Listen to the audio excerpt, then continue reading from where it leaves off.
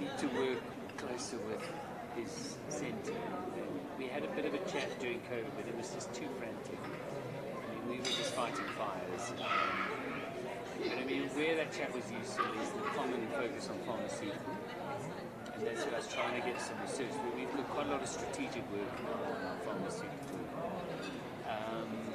Obviously, the food chain is back in focus. That's where it would have been good to get a little more time.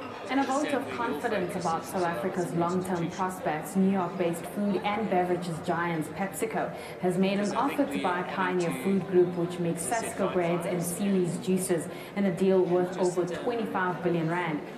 The Competition Amendment Act came into force in July 2019.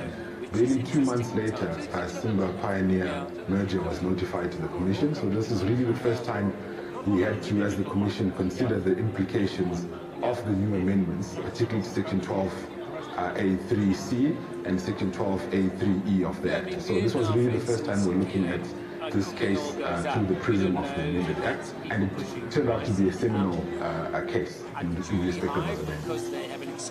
This case provided us with an opportunity to learn a lot about how to give effect to the promotion of a greater spread of ownership. So there was a fund created which ensured that there was skills transferred to youth, small businesses and firms owned by HDPs, teaching them farming and other general business skills. There was also funds set aside to ensure that small farmers can access markets. Insofar as workers were concerned, we had to consider how they can meaningfully participate in the economy. And again, here we eventually reached consensus with the parties whereby they set up a certain percentage of the shareholding in the target firm, which was to be held in a workers' trust on behalf of the workers. And this actually equated to a value of 1.6 billion, and dividends would flow to workers from day one. So this set the template for later cases, whereby when we involve workers and worker participation, we expect that there must be no encumbrances to that shareholding and dividends must flow from day one. This case really provided a template from which we could take these amendments forward. And there were a lot of learnings. For example, we learned how to craft meaningful employee share ownership schemes that are truly transformative in the sense that they provide workers with board representation. They are unencumbered in the sense that workers can start enjoying the fruit of those dividends from day one. Some questions remain unanswered, such as, in which entity should workers participate in? Should it be an entity that is domiciled in South Africa? Can it be elsewhere? And these will obviously be further crystallized through the development of the jurisprudence. And I think we're looking forward to the conference where maybe some other views can be heard from labor, business, the legal fraternity, as to what their thinking is about how we can give meaning to these amendments.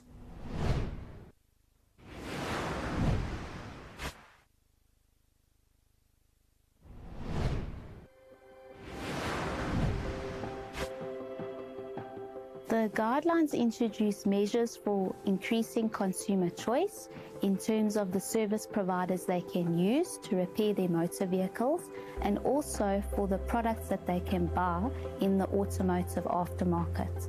With the implementation of the guidelines, consumers can choose to have their motor vehicles repaired by a service provider of their choice, whether an approved service provider or an independent service provider, such as a panel beater, service centre or approved dealer. They can also choose to fit original or non-original spare parts in their vehicles without voiding their warranty. They can also choose to purchase service plans, maintenance plans and other value-added products at the point of sale when they buy a motor vehicle, or they can choose not to do so. With our engagements with industry stakeholders in the sector, we pay particular attention to introducing measures that would increase participation by small businesses and disadvantaged groups.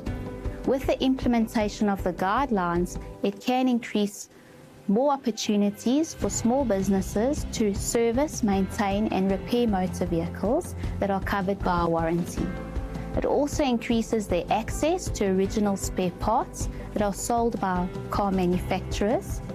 and also allows them more opportunity to become approved dealers and approved repairers on the panels of car manufacturers and insurance companies, as well as increasing their access to training by car manufacturers and also the technical information that they need in order to repair in-warranty vehicles. There is still more work to be done. The Commission is currently monitoring the steps that are being taken by the industry in order to implement the guidelines. We are also engaging with industry bodies and associations that have supported the guidelines and are promoting compliance. And towards the end of the year, we intend to introduce a survey for the industry stakeholders to answer, which will allow us to assess the level of compliance with the guidelines by the industry.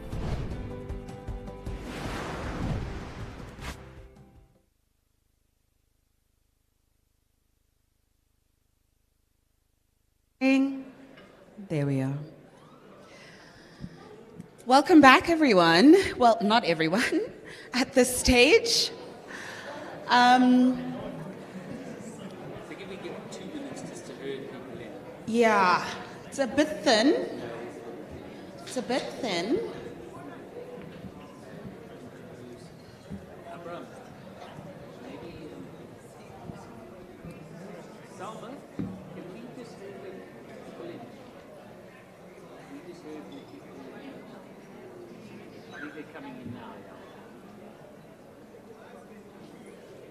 And while they come in, I'm just going to outline that I need to inhabit the spirit of Songezo now. No jokes, no games anymore, unfortunately, as much as I love games, and ad-libs, and having fun with you guys. But while we let our crowd come in, I'm just going to ask for your patience in that there may be some questions that you want to ask that we may not be able to get to. And of course, the purpose of today is just to raise the debates, not to conclude, not to exhaust, but just to raise the debates. So I think there's still a couple more. James, how are you feeling? Do you want some more? Should we wait a little bit longer? Okay, couple more minutes. So at least I get, 30 more seconds of my dazzling personality for you. Yeah.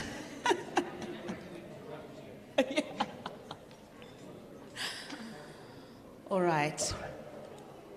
So one of the updates to the program we've had to make, unfortunately, in light of how, explosive our last discussion was, is we actually have taken out the competition hourglass on the preliminary OPMI report. My apologies for that. I'm so sorry. I know. I'm clearly a people pleaser. I just want to help everyone, but it's not possible. Oops. On that note, I should state that we have statutory limits to the length of an inquiry. We're on schedule. I'm not putting you or Songezo in charge of an inquiry in future. Because we'll be going to the minister for an extension, I'm sure. 100%, James. Okay, on that note, I will hand over to you, James. Thank you so much. Thanks, Mpumi, and thanks for everyone. I know we have a short lunch, and I welcome everyone back. So we're back on digital markets, but digital markets has been at most conferences probably for the last 4 or 5 years. And some of the themes, I think, are a bit repetitive. So what I've asked the panel today, and I'll go through who we've got here, is we've got a nice selection of people from different countries, but we've now all started to act on digital markets. Every jurisdiction is doing something. And whereas in the beginning we were maybe theorizing what is important, how we should approach things, countries have adopted different approaches. They've prioritized differently about what they want to tackle. And they're starting to gain experience as to whether there is success or not in dealing with these markets.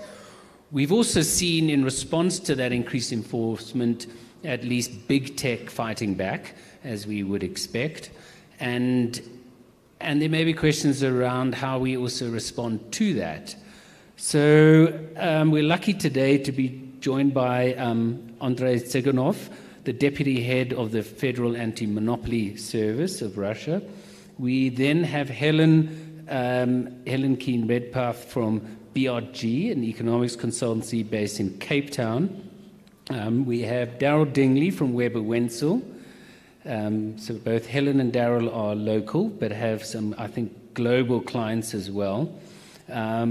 We've got Yogesh Kumar Dubey from the CCI, the Competition Commission of India, and we should have online Pierre Horner from UNCTAD. I don't know if Pierre is with us yet. There we go. Welcome, Pierre. So maybe, Andre, to start with yourself, and I know you've got a presentation I think the team can just put up, but I think what's interesting around FAS's approach is you've adopted a mixture of soft law and hard enforcement. And as I said, I think this is interesting because every authority is taking a slightly different approach. And so if you can talk us through your approach, why you chose it, and where it's working. Thank you so much.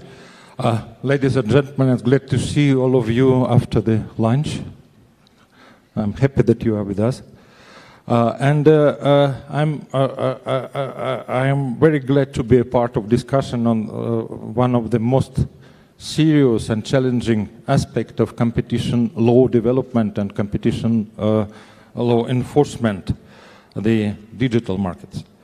And I want to focus on the FAS experience in this area, but from my point of view and from point of view of my colleagues, it could be useful not only for Russian market participants, but internationally. Next slide, please. Since 2005, the FAS of Russia has been actively exercising control in digital market, both in ex ante and ex post format. And our goals is to reduce or to eliminate the barriers to enter the market, increase the degree of the freedom of the consumers, promote non-discriminatory and equal treatment and equal access to key capacities of digital platforms and ecosystems, as well as to form transparent rules and environment for the development of the digital market in condition of close to fair competition. At the same time, there is a very serious problem, and you know that any governmental intervention couldn't chill the innovation and investment in this sector, so the policy should be effectively balanced. Next slide, please. And our goal is to provide effective conditions for the development of competition in digital market. And I think that it's important to note that in Russia, the national IT companies have grown and have taken a significant share on the market, almost in all IT sectors, and successfully compete with the international giants. Based on the specific characteristics of digital market, we define for ourselves the set of priorities for development of this market, and you can see these here on this slide. And the question is, what is more important? Hard law enforcement or policy that foster innovations and let the participants of digital market to work freely and to develop without any limits? So once more, the balance we need. Next slide, please. Yes, of course, we have a very active enforcement, but effective enforcement means not only biggest fines in the history of Russian competition authorities, and that will be imposed by the FAS and paid. This is very important. Paid by the violators of the competition law. And here there are two last cases of our enforcement, and I think that these cases reflect one more serious feature of Russian competition system: the equal treatment, the neutrality, because Google is a well-known international company, Yandex is the biggest Russian IT company, and both of these companies are clients of the Federal Anti-Monopoly Service. If they make some violations of competition law. Next slide, please. And we know that the digital markets are characterized by high network effects and high velocity. It's very important, and that's why the time it takes to eliminate the violation of competition law is often critical for the markets. And in many cases, it takes not months, but years from identifying the problems with competition and to correct the violation, and including the time for possible litigation. It will be 3, 4, maybe 5 years. In some European countries, we can see that it's no less than 10 years of the total process. And therefore, we strive to ensure that antitrust requirements are met with a reasonable time frame and with the best possible effect. And in modern circumstances, we see two most optimal and effective ways in ensuring competition in digital markets. It's legislative development and adjustment to the modern circumstances, and the promotion and stimulation of self-regulation of IT markets, and to find the balance between the prevention of the restrictions of competition and promotion of innovation and development of digital market is very important. So next slide, please. Here is main features of our new legislation, so-called fifth anti-monopoly package, devoted to and reflecting the specificities of digital market in Russian Federation. It includes some material changes in the law and some procedural changes also, because we think it's very important to make the process faster. Next slide, please. But both competition authority of the Russian Federation and participants of digital markets of our country understand that development in a competitive environment is the best way of development. That's why we strive to implement the specific mechanisms of self-regulation of the digital markets without hard regulatory interventions, together with business in the framework of the FAS IT Advisory Council that include the representatives of some other regulators, consumers of IT services, and IT companies themselves. We developed so-called principles of interaction of the digital market participants.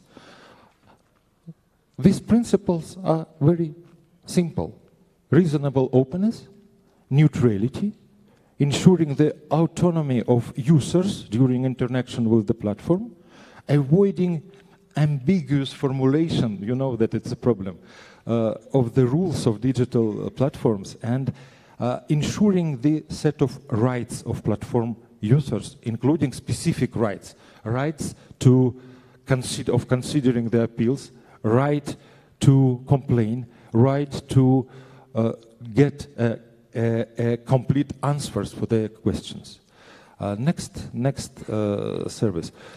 Developing these principles of digital market participants cooperation, just in June of this year, the largest participants of this market, including marketplaces and IT sellers of goods, signed another document, the standards of interaction of the market participants, both with each other and with consumers and providers as well.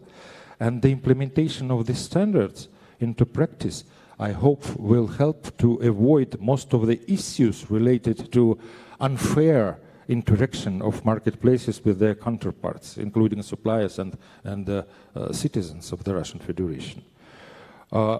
This document provides the disclosure of information about services, volume of commissions for transactions, packaging requirements, as well as compliance with the terms of the offer and responses to sellers' requests, resolution of some disputes by a specially organized commission and non-discrimination of persons which are not affiliated with the digital platform and marketplaces. Next slide, please.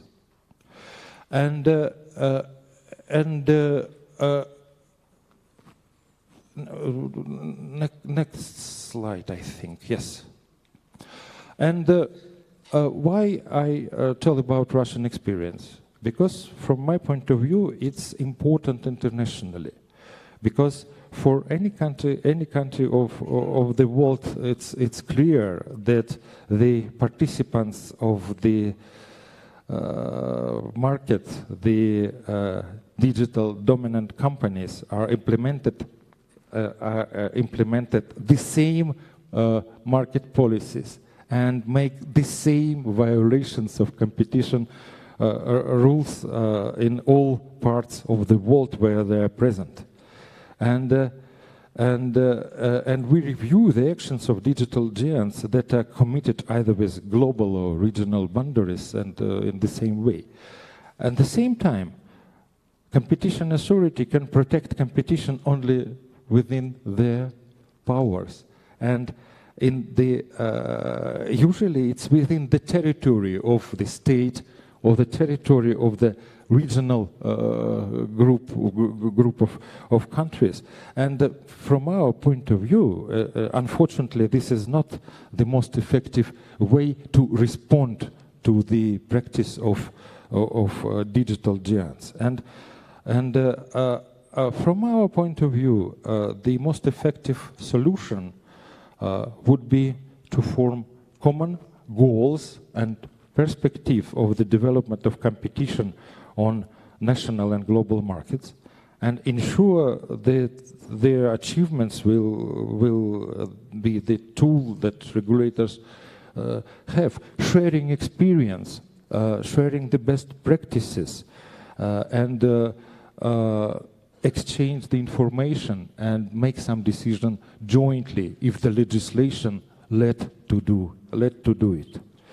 And in this situation, the perspectives of international cooperation are extremely important. And we have some experience in cooperation with other competition authorities in digital cases, especially with our counterparts from BRICS countries. Not only in the way of exchange the information about legislation, so on and so forth, but to consultations in the form of consultation on real cases of violation of competition rules. Moreover, the Federal Anti-Monopoly Service with our BRICS counterparts within the specially organized BRICS Working Group on the Research of Competition Issues in Digital Market. Sorry for this long, long name. 3 years ago, prepared the report on anti-monopoly regulation of digital markets in the BRICS countries. And following this report, now we are in the process of preparation a set of guidelines on anti-monopoly regulation in digital market, and I hope that it will be useful not only for BRICS countries but internationally from the global perspective. And we believe that such steps in enhancing international cooperation can help us to organize a soft but effective system for sharing data on investigations, measures taken to ensure competition and results achieved in order to ensure competitive development in the best way. Thank you so much. Thank you so much, Andrei. And I'm sure Pierre will pick up the theme of cooperation. And I think your vision for sharing data may be ambitious, but Pierre will let us know. I've got to just warn the audience that we might start to shed panel members through this process, as Helen needs to catch a flight at 20 to 5 and Daryl has a meeting in 3:30. But Helen, you work with clients locally, local tech companies and maybe some global ones. But we heard from Andrei that at least in Russia, some of the local ones are now sizable participants in the market. That may or may not be the case in South Africa. I mean, do you think there's reason to distinguish the two? Because a lot of the global debates, to be fair, are focused on GAFA firms. And when we go there, at least with our digital inquiry, we say it's not really about GAFA firms, it's about local. And in that framework, there's a lot of activity now in the tech industry. Moving on regulations or stronger enforcement, do you think that could hamper domestic innovation as opposed to global? Sure, thanks. Thanks so much for having me as well. So I think perhaps I would suggest to take a step back and ask, where do consumers turn to, just to first understand the scope of the market, to sound like a typical economist. But understanding, where do consumers switch to? Do they switch to international firms? I think so. Just starting at the basics there. And of course, in digital markets, this is likely to be more prominent compared to other traditional markets where you may not be able to transact so easily or engage so easily across borders. So definitely, I wouldn't be able to give you an outright answer about how often do local firms compete with global firms, how insulated are our local firms, or how protected are they already. That's a very product-specific, service-specific, firm-specific question. But I think everyone is aware of the fact that we have many fantastic local tech and digital firms, also many brilliant platforms, and we should be extremely proud of this. It's definitely, on my observation, not the case in many developed countries. And Prince and I were talking about it this morning. It's for many reasons. We have many supporting factors, good logistics, good payment systems. I mean, there are many reasons why we have such a well-performing market in this sense. So I think that's just to start with, what are we talking about when we think about local firms, and are they already constrained by global firms? Should we be trying harder to protect the local firms? As a side note, I should also mention, as you said, I also do work with some global firms, and I say this because for me, it's not just about boxing firms into local versus global.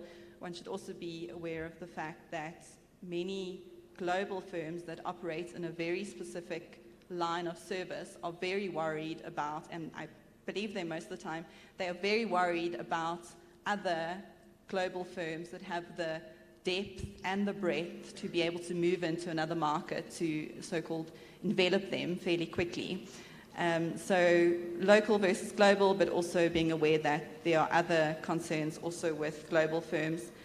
In South Africa, we also see global firms taking market share from each other very quickly. Anecdotally, in my own personal experience, I see so many people using Bolt instead of Uber now. I see the competition for streaming services. I'm purposely trying to stay away from the inquiry. The competition in streaming services, every month people are switching to a different streaming service. So I also mention this because I wonder if the issue is not so much about whether global firms might be weakening the competition or the presence of local tech or digital firms, but rather that South Africa is simply witnessing what we are seeing everywhere, where the global firms themselves are taking share from each other. Then to your question of should we, I think generally you're implying, should we be treating local firms differently to when we think about global firms? Should we be perhaps a little bit more relaxed about the regulation on them? I would approach this in the same way that I would any other competition matter. As I started off, understanding the market in question, understanding the positions of the firms that we're talking about, and understanding all the critical factors, barriers to entry, scale economies, network effects. I mean, a huge amount of work needs to go into that. And then understanding what is the problem here.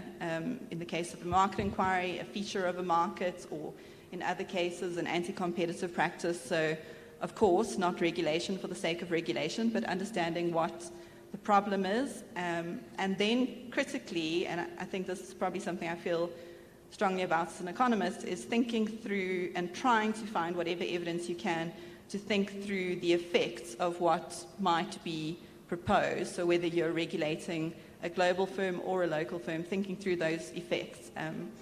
To pin this down to like maybe a concrete example, going back to what I said just now, if we regulate global firms with the intention of stimulating more local firms, is that likely to transpire?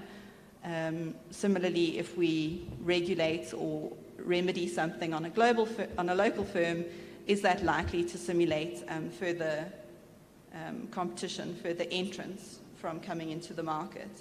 So I think that's I think that's most to that question, James. I know you wanted me to speak about mergers as well. I'm not sure if you want to touch on that a bit later or now. Well, maybe as you may be most pressed for time, have 2 minutes. You know, we're used in the inquiry giving very short extensions. Yeah. So 2 minutes you have. Okay. No, I'll be here to the end, not to worry. So the other point in passing that James said perhaps I can touch on is whether merger control, particularly with regard to tech and digital firms, hinders innovation.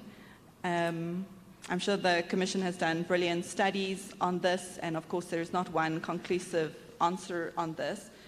I think the best way for me to answer is to share from my own experience how I would approach a merger so as not to perhaps make an error in judgment. That is to say, you know, as firms come to me and say, we see horizontal competition, we see price effects here, we really strongly advise against this. There are obviously many other things that you need to consider, innovation being one of them. Often it may be dressed up under potential competition, under efficiencies, other things, but you need to also consider innovation. And I think the way in which I would unpack this when I was, you know, thinking about this question is to just understand a few basics. So firstly, I would set aside the merger entirely and ask what in this industry drives innovation. For the reason that often one thinks that the merger is sitting in front of you, and like everything hinges on this merger, innovation happening or not happening, and often it's not. There's, you know, might be many factors such as capital or IP law or putting certain people and resources together. Many other things drive innovation beyond mergers. So just understanding the broader context and then understanding the rationale for the transaction. A little while ago, I dealt with, I won't mention any specifics, a merger where it was a combination of two very high-tech firms. These were players, say, position 2 and 3, where the firm number 1 was streaks ahead of the rest of the market, and 4 and 5 were also considering a merger at the same time. And putting the two firms together, their two technologies together, although there was some horizontal overlap, also these totally different technologies, putting them together would allow for an entirely new product offering that has never, like quite literally never been seen before. So understanding this whole bigger picture, I think, is really critical to ensure that, as an economist, I don't make an error in judgment advising, you know, that this is going to be a very problematic merger and perhaps missing a bigger story that is there. One thing I should also mention on rationale is on global transactions, which are quite prominent in, of course, this space. Liberty and I wrote a paper, and another colleague wrote a paper a while back. It was called Playing Golf with One Hand, and it was all about how clumsy or smooth a merger review process might be, depending on whether you understand the global context, such that, say, a structural remedy in one country, South Africa in that case, might detract from the bigger picture of efficiencies, and maybe other conditions might be better, even more so if there isn't a suitable buyer, then licensing, pricing, etc. might be a bit better. And although that was dealing with efficiencies, I think similar might be said about innovation, understanding the global picture, understanding South Africa. Yeah, last point I'll make, 5 seconds. You're out of time, but all right. Last point is, I think something that's very overlooked is the people aspect of mergers as well. I know this is a tiny paragraph in most reports, but often entrepreneurs start businesses, they want to move on, they want to hand it over to someone who's capable. They don't want to sit with a big firm, and so naturally there would be many transactions around them, and the product or service would fare better in the hands of others. Same with family businesses. Often people see that they've taken it as far as it's going to go. So yeah, I think these are my thoughts on how I would check to make sure I'm not advising against a transaction that may be innovation enhancing. Yeah, and it is complex, and I can understand why Michali doesn't want us economists involved in his area. Daryl, you represent GovChat. You brought an interim order. You brought the complaint to the Commission. It's now been referred to the tribunal. But it has been a long road. I can't recall when it started.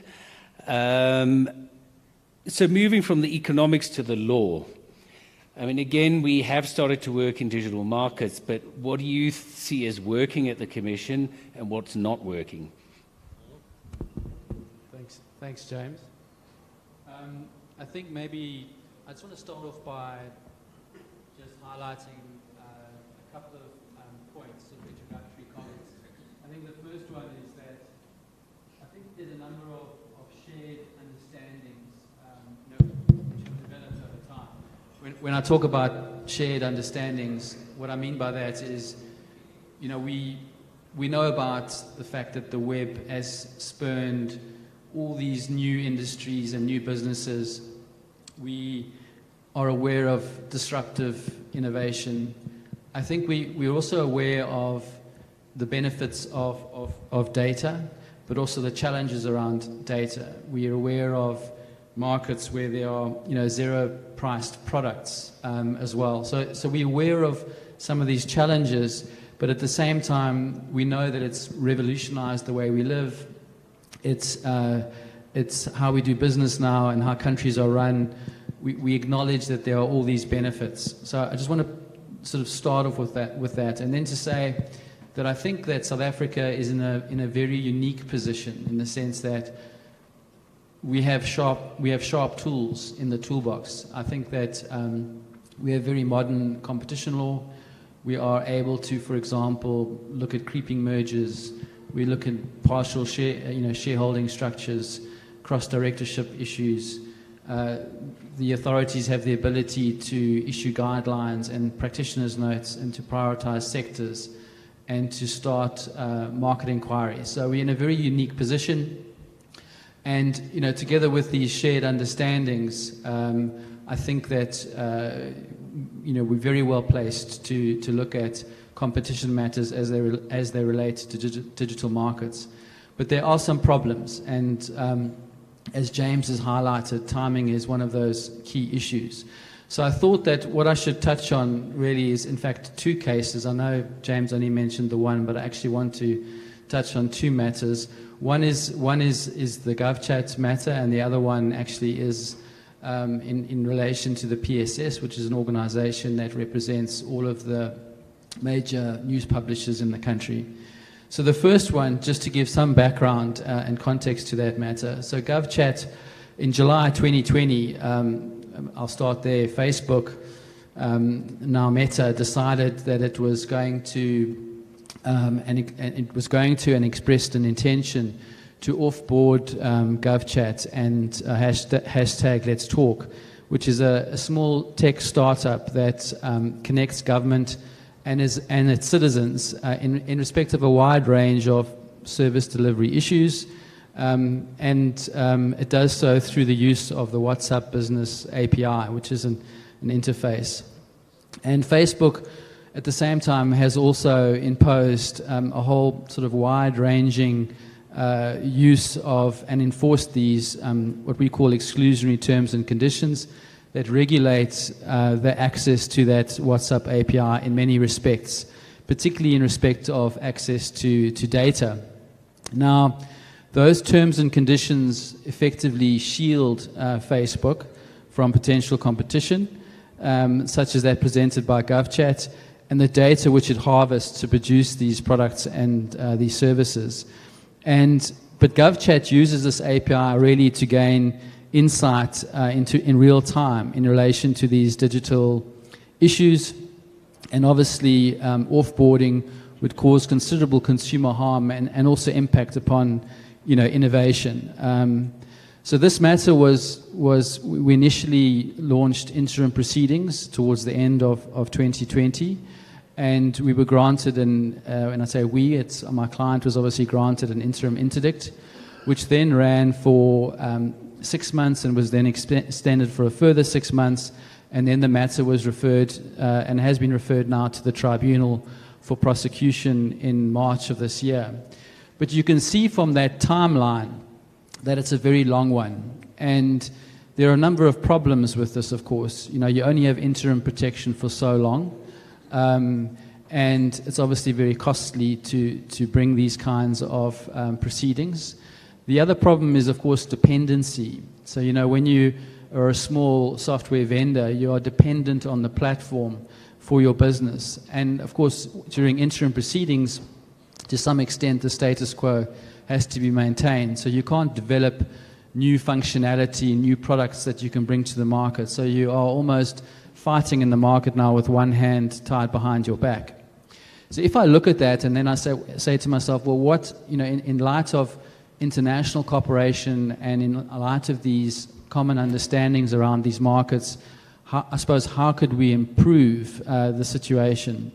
I think that what's important about this case is that it actually mirrors very much US antitrust cases that have also called out Facebook's treatment of developers. The company there has been accused of allowing producers of software to use, for example, Facebook's data to develop their own apps and to connect them to its services, which benefit Facebook, one, because more people can join the platform, and it benefits from that. But then also it gets a good insight into the application itself and its popularity.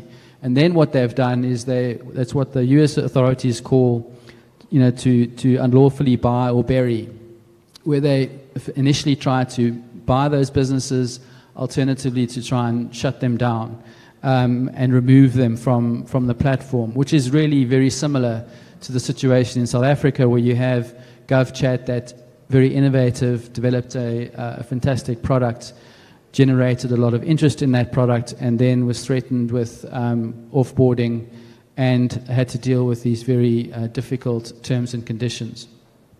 So I think that if there was greater cooperation, perhaps preemptively, between authorities, prioritization of these kinds of cases, perhaps that would have assisted someone like GovChat and helped to alleviate some of these lengthy time questions. I suppose the second matter which I wanted to briefly touch on was the PSS matter. And this involves, again, Google and Facebook, and also has an international flavor to it. So PSS, as I said, is an organization that represents the major news publishers. And I should also add that some of the smaller news organizations have also joined in this matter. And what they did is they took advantage of the marketing inquiry to make representations to the panel, and those representations are in the public domain and available on the Commission's website. But through that process, they were able to express a view that their revenue streams are declining significantly, and this is really inhibiting their ability to transition from the old sort of publishing world into the new digital world. It's very important that they use these platforms as a distribution mechanism, but they are hindered in that they are threatened by the ability to compete on the merits, because as you know, some of these platforms are also vertically integrating, and they are struggling to generate revenue and access to data, because these platforms are the gatekeepers to that data, and that data is important for them to engage with their consumers and also potentially revenue generating. So they've made their case known, and now the interesting thing about this matter is that what they've proposed, and this is again also in the public domain, is a new set of legislation to deal with these problems, to deal with the imbalance in market power between the publishers and the platform.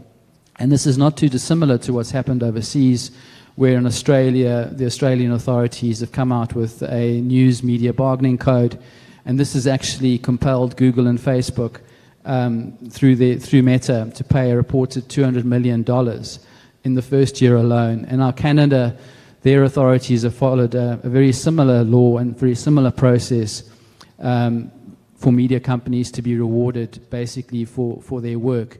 So in South Africa, the proposal is again a sort of negotiated to arbitrate kind of model, very similar. And I suppose through this kind of process, one circumvents the problem of initiating complaints and the lengthy process that follows investigations. There's also all these learned experiences overseas and the possibility to engage with the Canadian and the Australian authorities, for example, and to emulate what's been done there, which could alleviate these problems in respect of this sector or this part of the greater or broader digital market. Thanks, Daryl. And maybe just as we're probably going to lose you soon, or at least before we get back to you, in just 2 minutes, I mean, what is the solution? Because we see Apple appealing rulings globally, which are going to delay. As you said, interim relief is not satisfactory. Is there a solution? Yeah, I mean, I think the solution possibly is legislation. So legislation that deals with these problems. But of course, at the heart of it, we mustn't forget that we want markets to innovate. So there needs to be legislation that's properly thought through. I also think that we should try and deal with these problems early on. So there needs to be sort of proactive investigations. And I think the South African Commission has got it right in that regard. I mean, that you are tracking foreign cases. You are proactive in your investigations. You are mapping the digital landscape, for example. So I think what needs to happen is greater sort of proactive investigations, dealing with these problems perhaps before they even arise, and then careful consideration given to legislation. Thanks, Darren. We'll pick up the global aspect, I think, with Pierre as well, and it was also raised by Andre. But I suppose one aspect that comes through with GovChat and the publishers is these cases have been proved elsewhere. We're all going through the same process, and that does seem a bit inefficient. Yogesh, India maybe we hear a lot about the unicorns, the Indian tech industry booming. Obviously, the GAFA firms are also active in India, all of them. And so, again, I just wanted to get your perspective on where your focus has been. Has it been on the big GAFA firms and the typical complaints that we're seeing in many jurisdictions globally, or has there been a domestic flavor as well? But also whether your toolkit is working. And I understand the CCI may be looking for some amendments and changes organizationally, so maybe you can just talk us through that perspective, why you've come to that situation. Thanks. So, as my previous speakers have already spoken many points, we all understand that digital markets are fundamentally, in certain aspects, they are fundamentally different than traditional markets. The kind of network effects, the kind of tipping, the fast-paced tipping that we see in these markets have not been seen ever before. And of course, GAFA or these global firms, they are pretty big and almost in all of the countries they are available. They are in the business, including in India, in a big way. And about unicorns that you have pointed out, of course, in India there is a very, very thriving startup system, and lots of unicorns, almost 100 unicorns have come by now. And some of them, even after being very new, they are pretty active in mergers and acquisitions. So because of their market, their business models and fast acquisition of large consumer base, they get a lot of funding, foreign funding, equity funding, etc. And to survive and to again increase their market value further, they acquire a lot of more related market firms. So, like just for example, there is this one very big online coaching and studies firm. So that's called Byju's in India, and they acquired the biggest offline coaching firm there.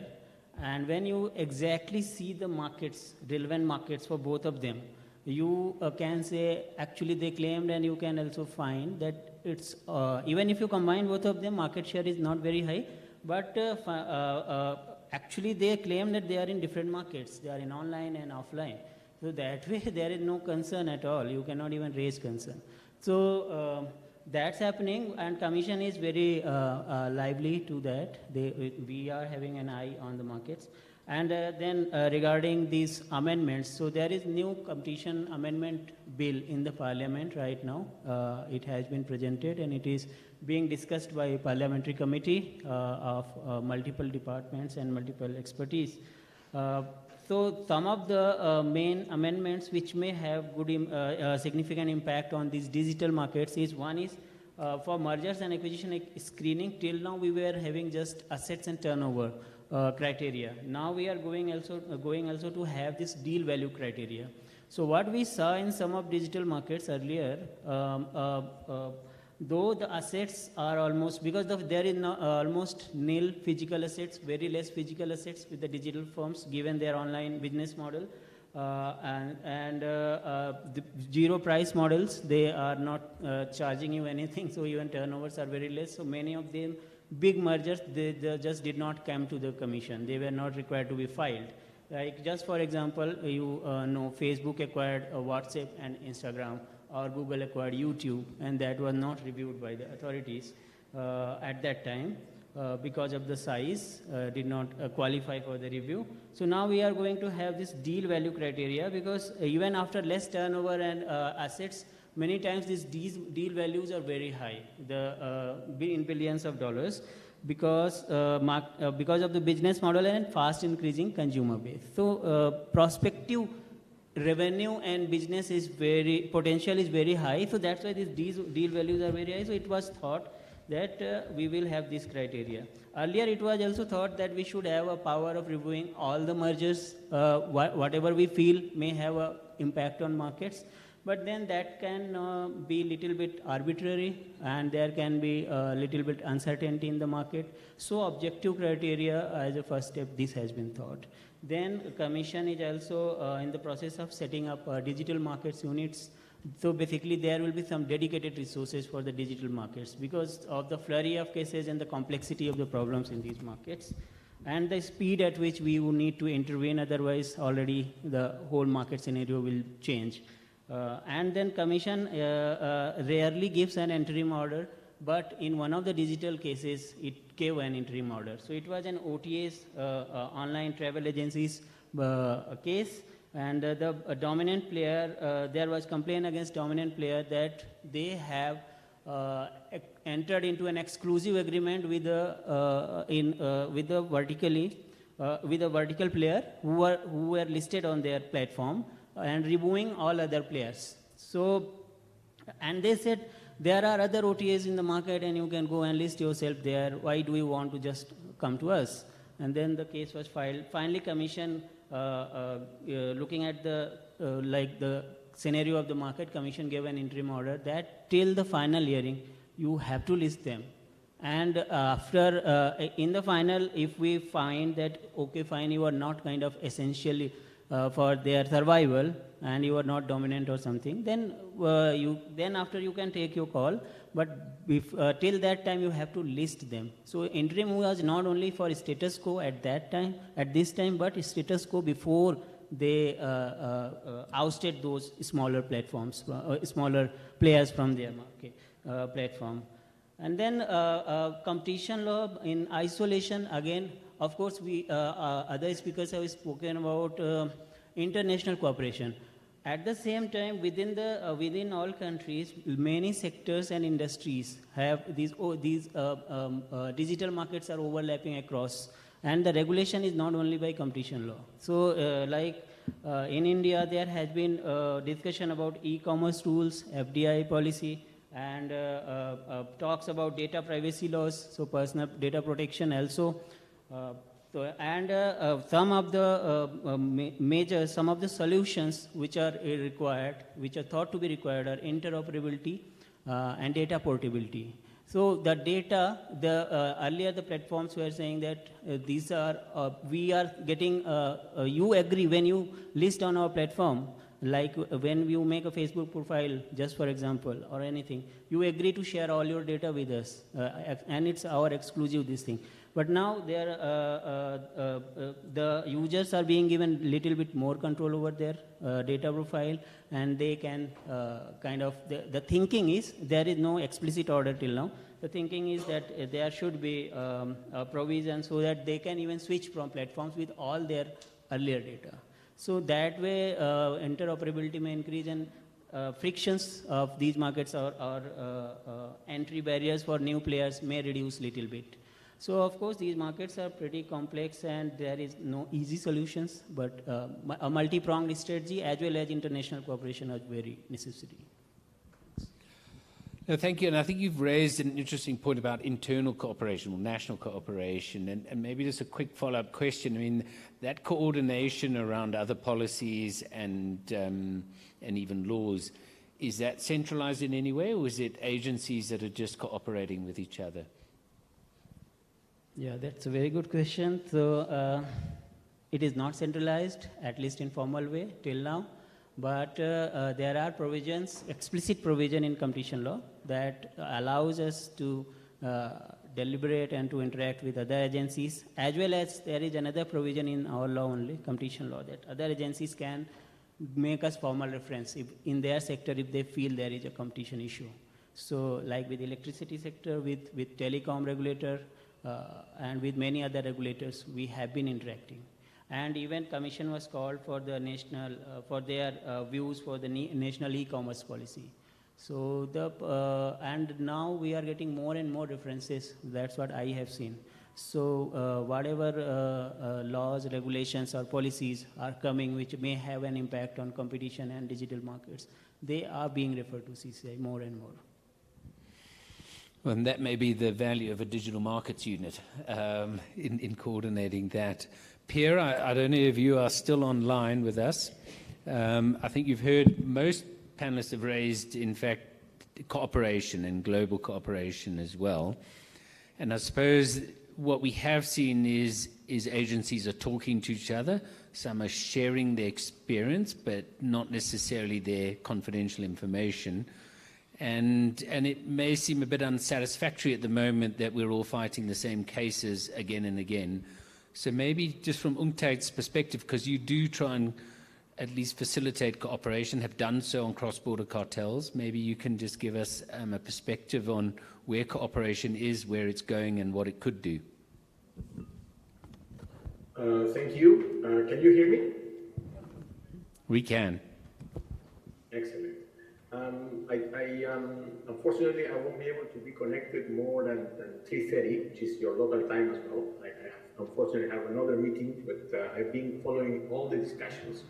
And let me go directly to your question, James, on cross-border cartels and how the work of UNCTAD through its working group has been developed so far. I think the emphasis here is to be more pragmatical than any other thing. And we have been working a lot with the member states on different, of assessing throughout the regions the incidents and different instances through which competition authorities are facing challenges. So what are the challenges that we have faced so far during the cases that have been, let's say, shared by the member states? We actually said that recently at the IGE in Geneva last July, and to summarize, we talked about different areas. For example, when we talk about deepening the discussions on the practicalities, we still need to go back to the basics sometimes. And what are the basics, you know? And some of the multi-cartel jurisdictional activities by competition authorities lack the residence of the multinational companies and how to notify representatives from multinational companies was one of the cases that was provided by the member states in the discussions of the working group. And in here, we saw that in some instances, competition authorities will have the assistance of their Minister of Foreign Affairs. In some other instances, it will not be so straightforward. So there are specific practicalities when it comes to this particular matter. You have seen also how to increase the informal cooperation, but not on the basis of general cooperation. So I think that we need to move from cooperation to coordination, to alignment of strategies. And that's something that we continue working in UNCTAD when we discuss about cartels and when we discuss about how to dismantle international cartels. But one area that has to be perhaps developed a bit further is the impact of regional cross-border cartels and how these areas can be prompted by robust regional competition policy that could be in place. We have seen the instance of some Latin American countries that have understood that problem after investigating the same cartel in different national jurisdictions and even having different outcomes to the same practice by the same multinational companies operating throughout that region. So this is an area where we need to look at it more in detail. And also, of course, the cartel cases that we saw, we saw that even in cases where competition authorities have, let's say, some trust in sharing information to the other competition authority, sometimes legal constraints can actually be a big problem to share information, even if it's intel or agency information that competition authorities would have. So this is an area where we have another instrument in UNCTAD, which is called the Guiding Policies and Procedures, which was initiated in 2018 by member states like the Russian Federation, who is now there. I can see my dear friend Andrei connected in that room. And of course, we managed to agree on some basic principles of international cooperation. It seems to us, and that perhaps could be a personal position from that particular matter, that up to date, only 2 cases have been triggered at this GPP, as we call it in ANTAC. How to improve advocacy, how to improve the awareness and raise the awareness of this instrument when there is a lack of international cooperation agreement between competition authorities and let alone between the countries that would like to cooperate. Therefore, this is a mandate that we have received for our member states to continue working together with key member states willing to share their experiences, but also to share their own problems.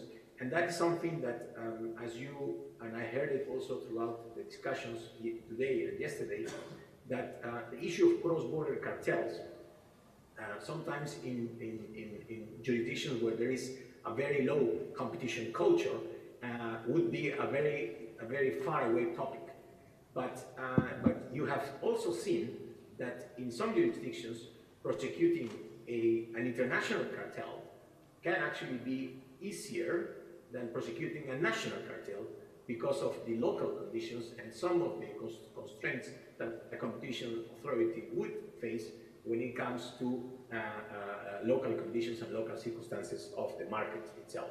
So ANTAC, through the working group on cross-border cartels, has to continue working on cases, has to continue working on specific studies of sectors in which we think that cross-border cartels are taking place. And of course, particularly during the pandemic, we can even identify some of the critical areas of the pandemic in areas related to food, and also even on the pharma sector. But this is an area that requires more studies, more research, particularly on undertaking regional studies on markets that are of cross-border nature. Therefore, this is something that we would like to pursue in this next months. Now, talking about digital markets itself, I would like to share the other instrument that ANTAC is promoting as part of this technical assistance, which is the area of best recommended practices for digital platforms. I know the time is very limited to share a full-fledged presentation, but I will send that presentation to the organizers, maybe for the audience to look at it. I think one area that it's important to have as a takeaway message from this particular, we call it the RDP, the Recommended Practices for Digital Platforms. This document, which was, by the way, launched on the 1st of June this year, and also discussed in some of the conferences throughout the world, this is a document that provides some guidance, concrete guidance to member states in order to look at what are the specific commitments, principles in the digital markets, particularly the behavioral part of digital platforms that are affecting local micro and small medium enterprises. This document, it's already available online, and if there is a time to look at it in more details, I would be happy to present this document at length. Thank you very much, James. Thank you very much, Pierre, and good luck with your next meeting. We have just 10 minutes, and so I'd just like to ask a couple of select questions. And Andre, I just want to ask, I mean, on soft law, they're not serious limits to soft law, because I haven't got a sense that you've got the global companies signed up, and one almost has to dilute the principles in order to get the sign up. And I think we saw that even with some of the EU regulations on transparency initially was heavily watered down. So what role are you seeing that soft law can really play from a hard offense perspective? Actually,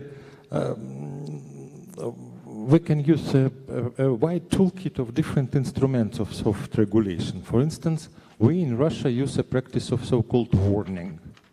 What does it mean? It means that without the starting of deep investigation, of the process of making decision of violation of competition law, and then the process of litigation.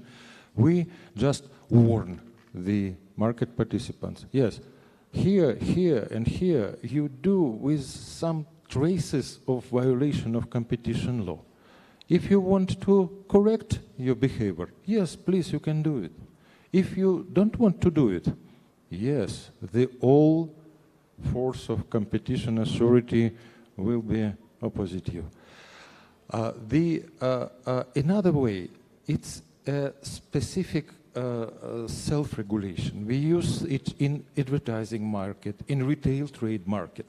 So it's a dispute resolution system. But if in the process of self-regulative business dispute resolution, it's impossible to find a decision. It's possibility to turn this case to the competition authority and look at this situation in accordance with all rules of competition law. So it means that, yes, it's very simple to tell, yes, there are a lot of problems in the self-regulation. Yes, but the most part of these problems can be solved from my point of view. Thank you, Andrei.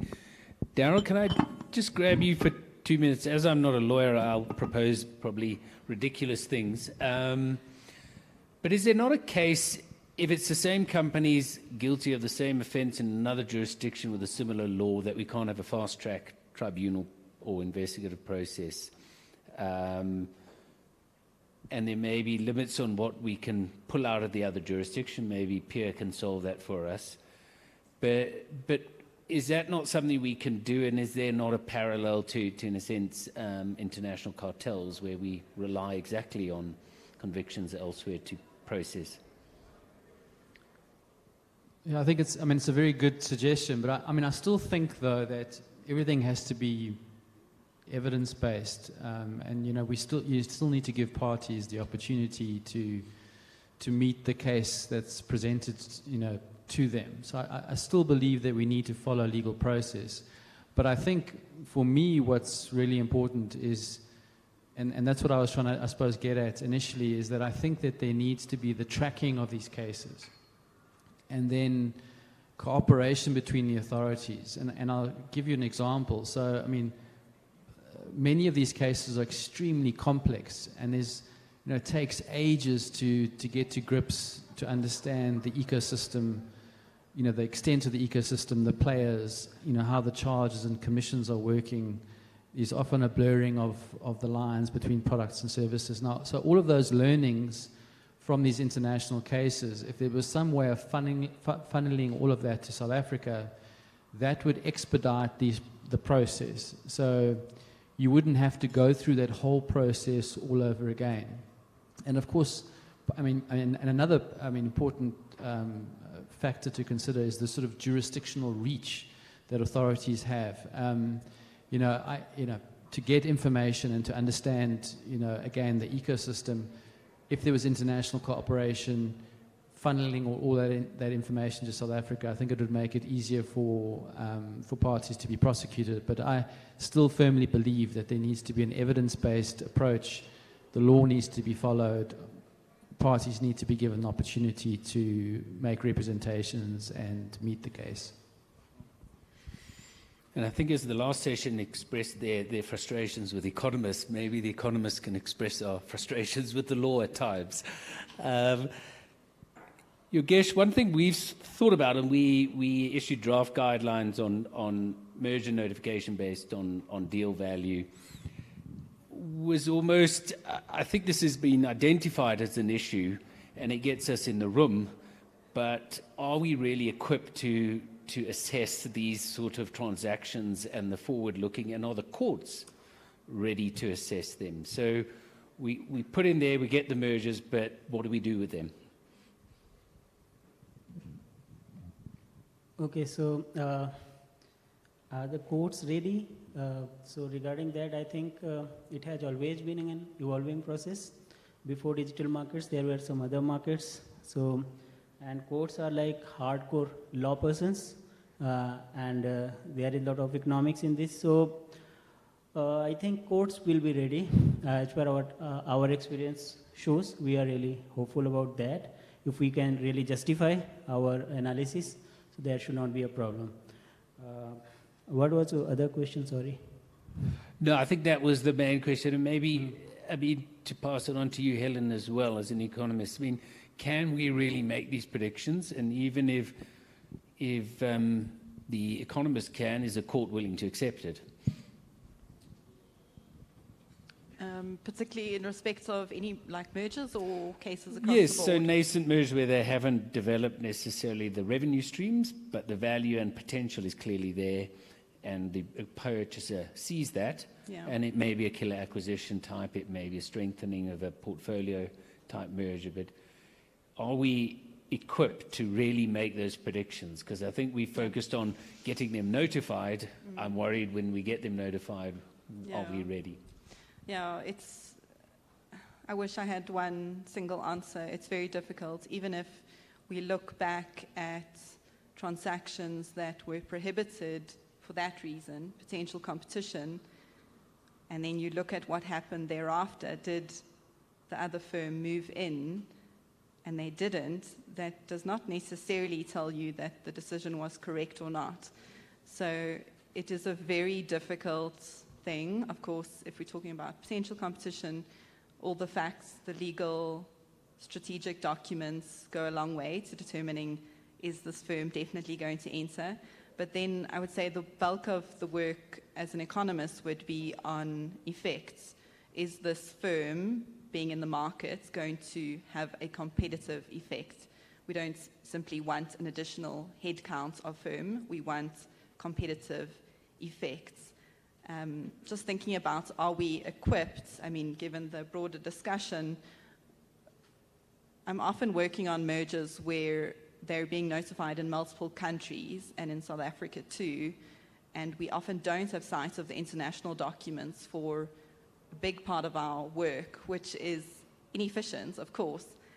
So definitely, if in future there could be some learnings of, tracking these cases and some learnings whilst not breaching confidentiality, I think that would go a long way, although I completely agree with Daryl that it has to be evidence-based in the jurisdiction that you're talking about. And then last word I would say on this, since you used the word equipped, I would say we need more than economists and lawyers in this space for sure. I mean, especially if we're talking about these digital markets, there are a range of other skills that I hope would find this profession attractive, because we need them. Definitely if we want to, really step up our game in terms of how we deal with these cases and transactions. All right, Daryl wants to add for 1 minute, Daryl, because I'm on strict conditions. Yeah, so I just wanted to add something to, once you get these transactions notified. I mean, I think the consideration is often key, because, and who's making the acquisition, because the consideration is very high. Obviously, there is some recognition of future value. And so the firm that's acquiring it perhaps has already identified synergies, conglomerate effects, and perhaps through the strategic documents and unpacking that value, you will be able to assist in trying to understand whether this is a transaction that should be approved or not. And that would hopefully avoid this kind of false positive and negative situation.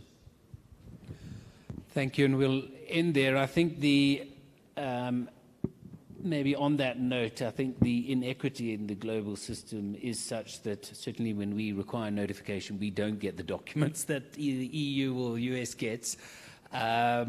And there may be a question of evidence-based when no evidence is provided. Maybe the presumption should be in our favor. But I'd like to get a round of applause for a panel that's come in under time. Let me just emphasize that.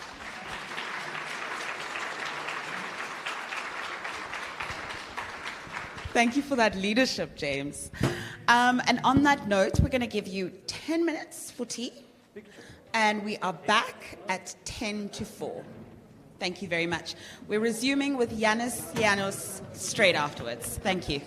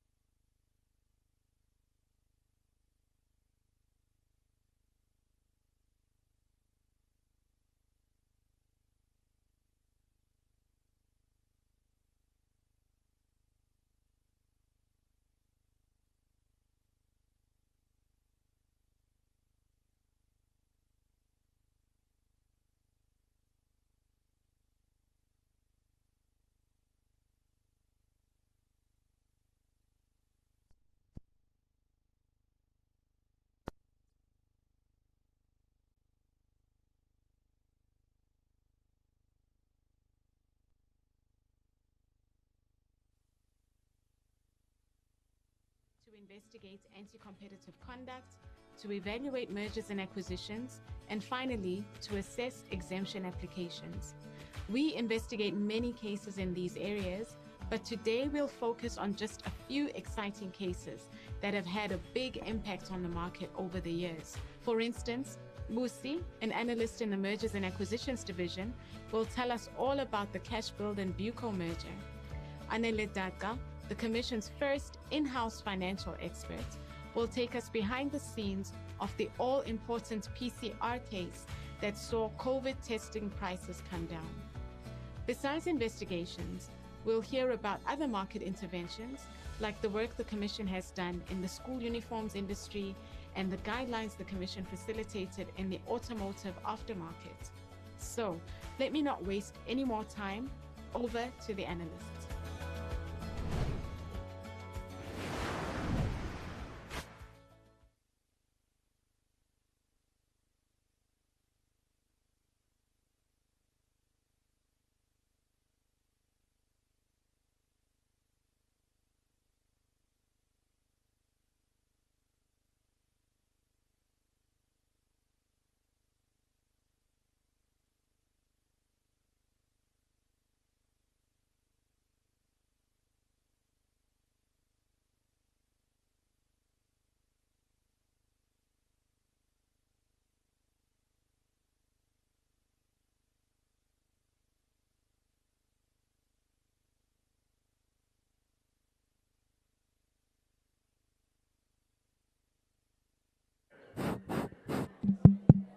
One, two.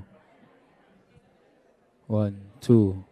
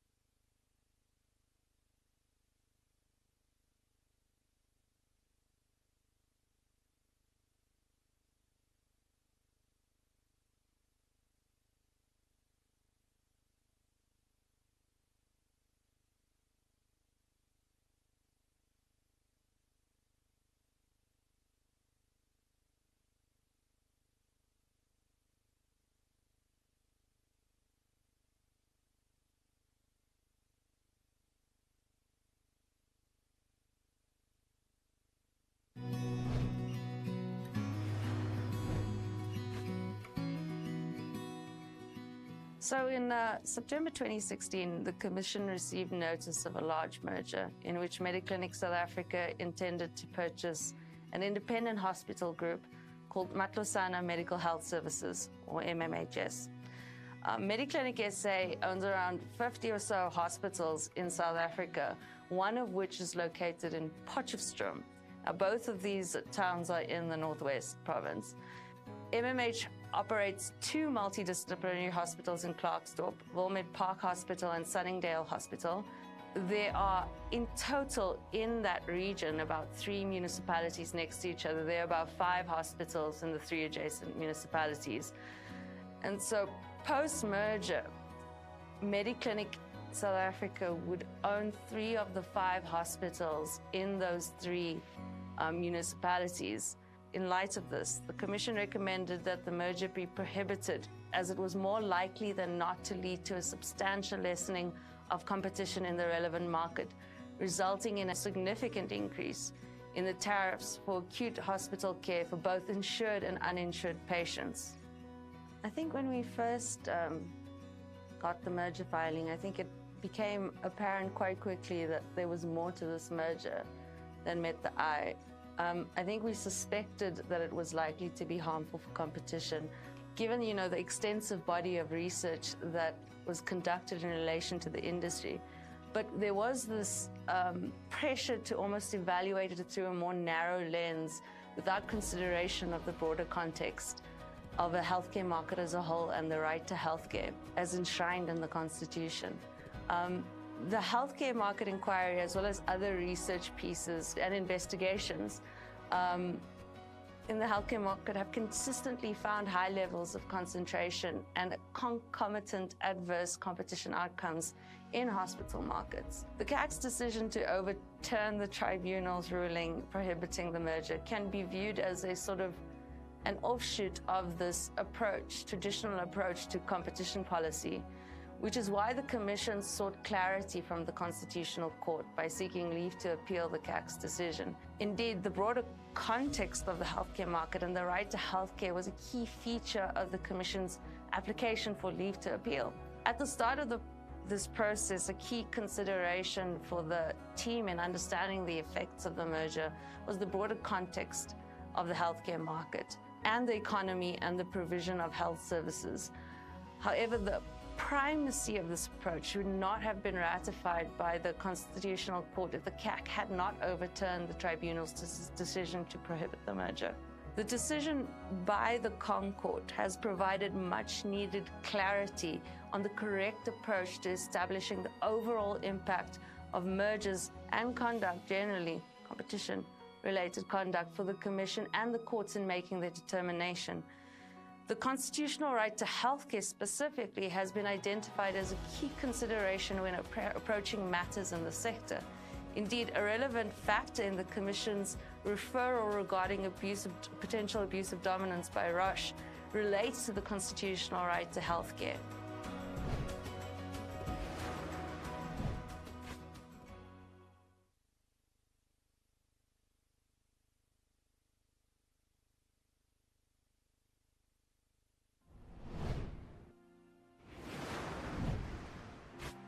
The Commission's advocacy work relating to service provider panels in the banking industry actually began with the engagements between the Commission and the banking sector in 2018 and 2020, where the Commission had identified competition concerns with the bank's conveyancing practices. And those engagements led to the country's largest banks offering undertakings or commitments to revise their practices. And that enabled competition in the procurement of legal services by the banks, and the banks gave undertakings which meant that they would refrain from locking in law firms on their panels and open up opportunities for smaller and HDI law firms. The Commission has recently issued a practice note in February 2022. The practice note sets out key principles for promoting competition and inclusivity in supplier panels of banks and insurers. And this came after the Commission consulted the industry in a closed workshop. With the practice note, the Commission intends to encourage reforms of practices and adoption of key competition principles by banks and insurers, which would ensure that when they appoint service providers for all of their panels, they adhere to these principles. And it's important to note that the banking industry and insurers actually procure these services not only for their consumption, but also on behalf of their customers. So these interventions came about due to complaints received and investigated by the Commission, which first revealed there was a prevalence of exclusionary conveyancing practices in the banking sector. For example, the terms agreed between banks and law firms for conveyancing work prevented law firms from taking on instructions against the banks in instances where they have concluded service level agreements with the banks.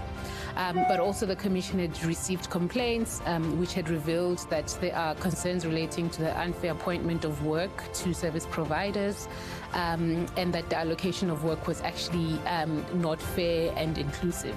So from these complaints, the Commission then found that certain aspects of these supplier panels raised competition concerns to the detriment of consumers, and these issues related to long-term exclusive agreements, as well as barriers which prevented the entry and participation of SMEs and companies owned by historically disadvantaged individuals. The practice note in particular is actually very key because it sets out principles that banks and insurers need to adopt in order to reform their practices in relation to the use of supplier panels. And in particular, the practice note seeks to promote principles on the allocation of contract opportunities, which should be done in a manner that increases consumer choice, the inclusion of SMEs, HDIs, and market competition. So in terms of impact, we are already seeing the insurance industry align its practices and approach with those principles. For example, the South African Insurance Association welcomed the publication of the Commission's practice note, and it has in fact adopted these principles into its treating suppliers fairly framework, which has to be adhered to by all of its association members, which includes insurers and some banks.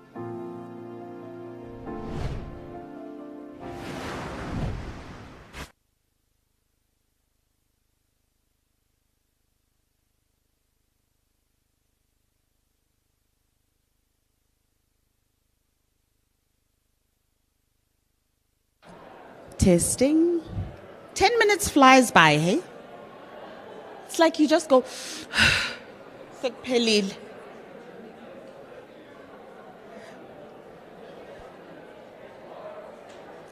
So we don't have that many people in the room yet.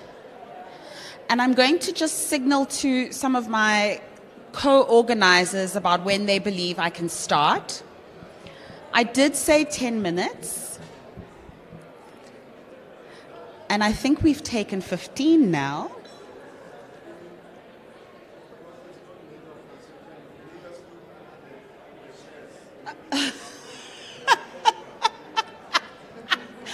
You get a car, you get a car, you get a car. Everybody gets a car! Oh, quick, quick.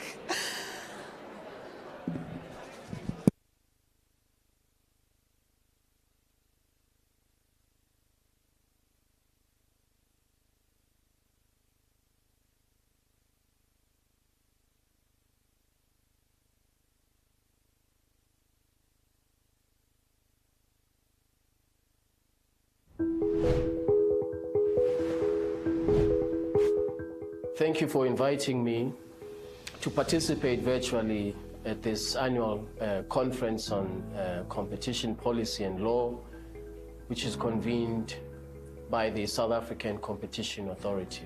First, let me congratulate the authority, the Competition Authority of South Africa, over the last few decades for having made significant strides in implementing a workable competition policy framework, one that has very strong jurisprudence, that takes account of South Africa's development objectives, and of course, that ensures market operationalization efficiently. The African Continental Free Trade Area has a very strong interest in competition policy and law. You may be aware that as part of the legal architecture of the AfCFTA, there is an inclusion of a protocol on competition. We have started negotiating the protocol. In fact, the negotiations are at an advanced stage, and I believe that in due course, those negotiations will be concluded. It is very important to build a competition authority and a competition policy framework for the entire African continent, because we want to enable Africa to respond to very difficult challenges which South Africa and countries such as Egypt have already responded to through their own competition policy, laws, and legal frameworks.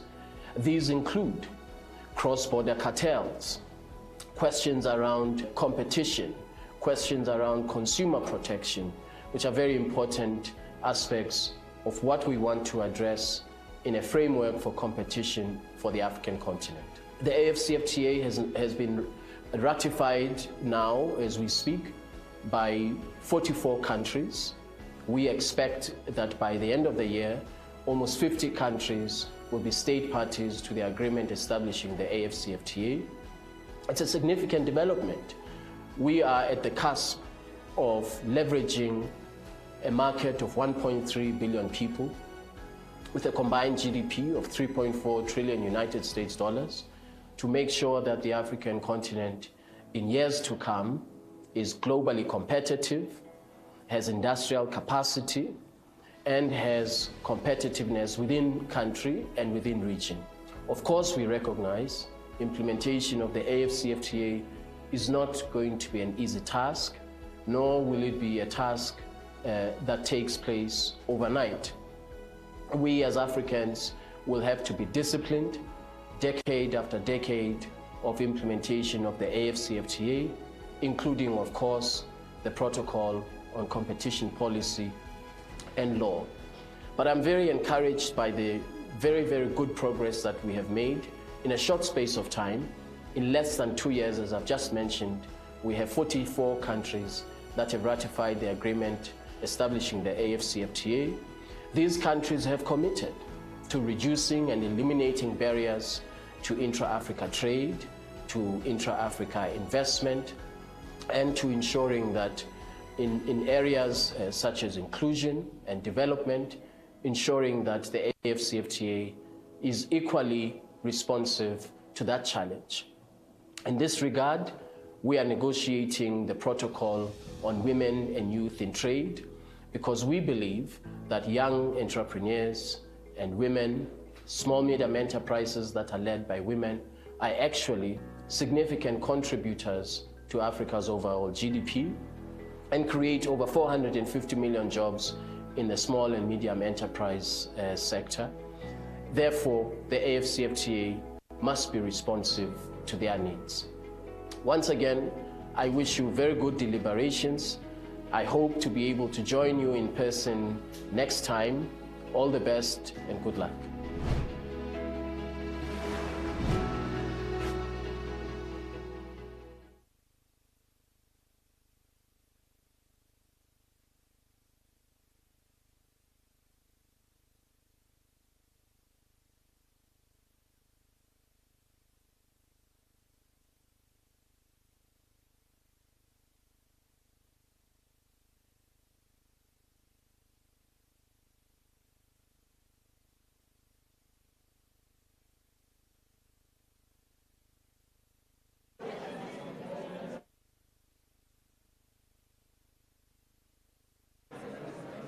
Five, 1, 2, 3, 4, 5.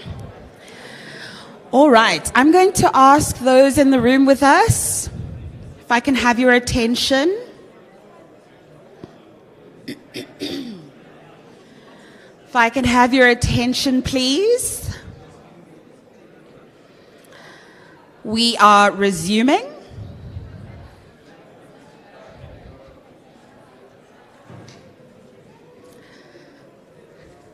There we are. If I can have your attention, please. Just checking if those who are inside the room are with me. Do I have you? Thank you. Hello. Next up, we're going to hear from my personal idol, Yanis Lianos, who is the head of the Hellenic Competition Authority, and he will be speaking to us about digital in his context. Thank you all.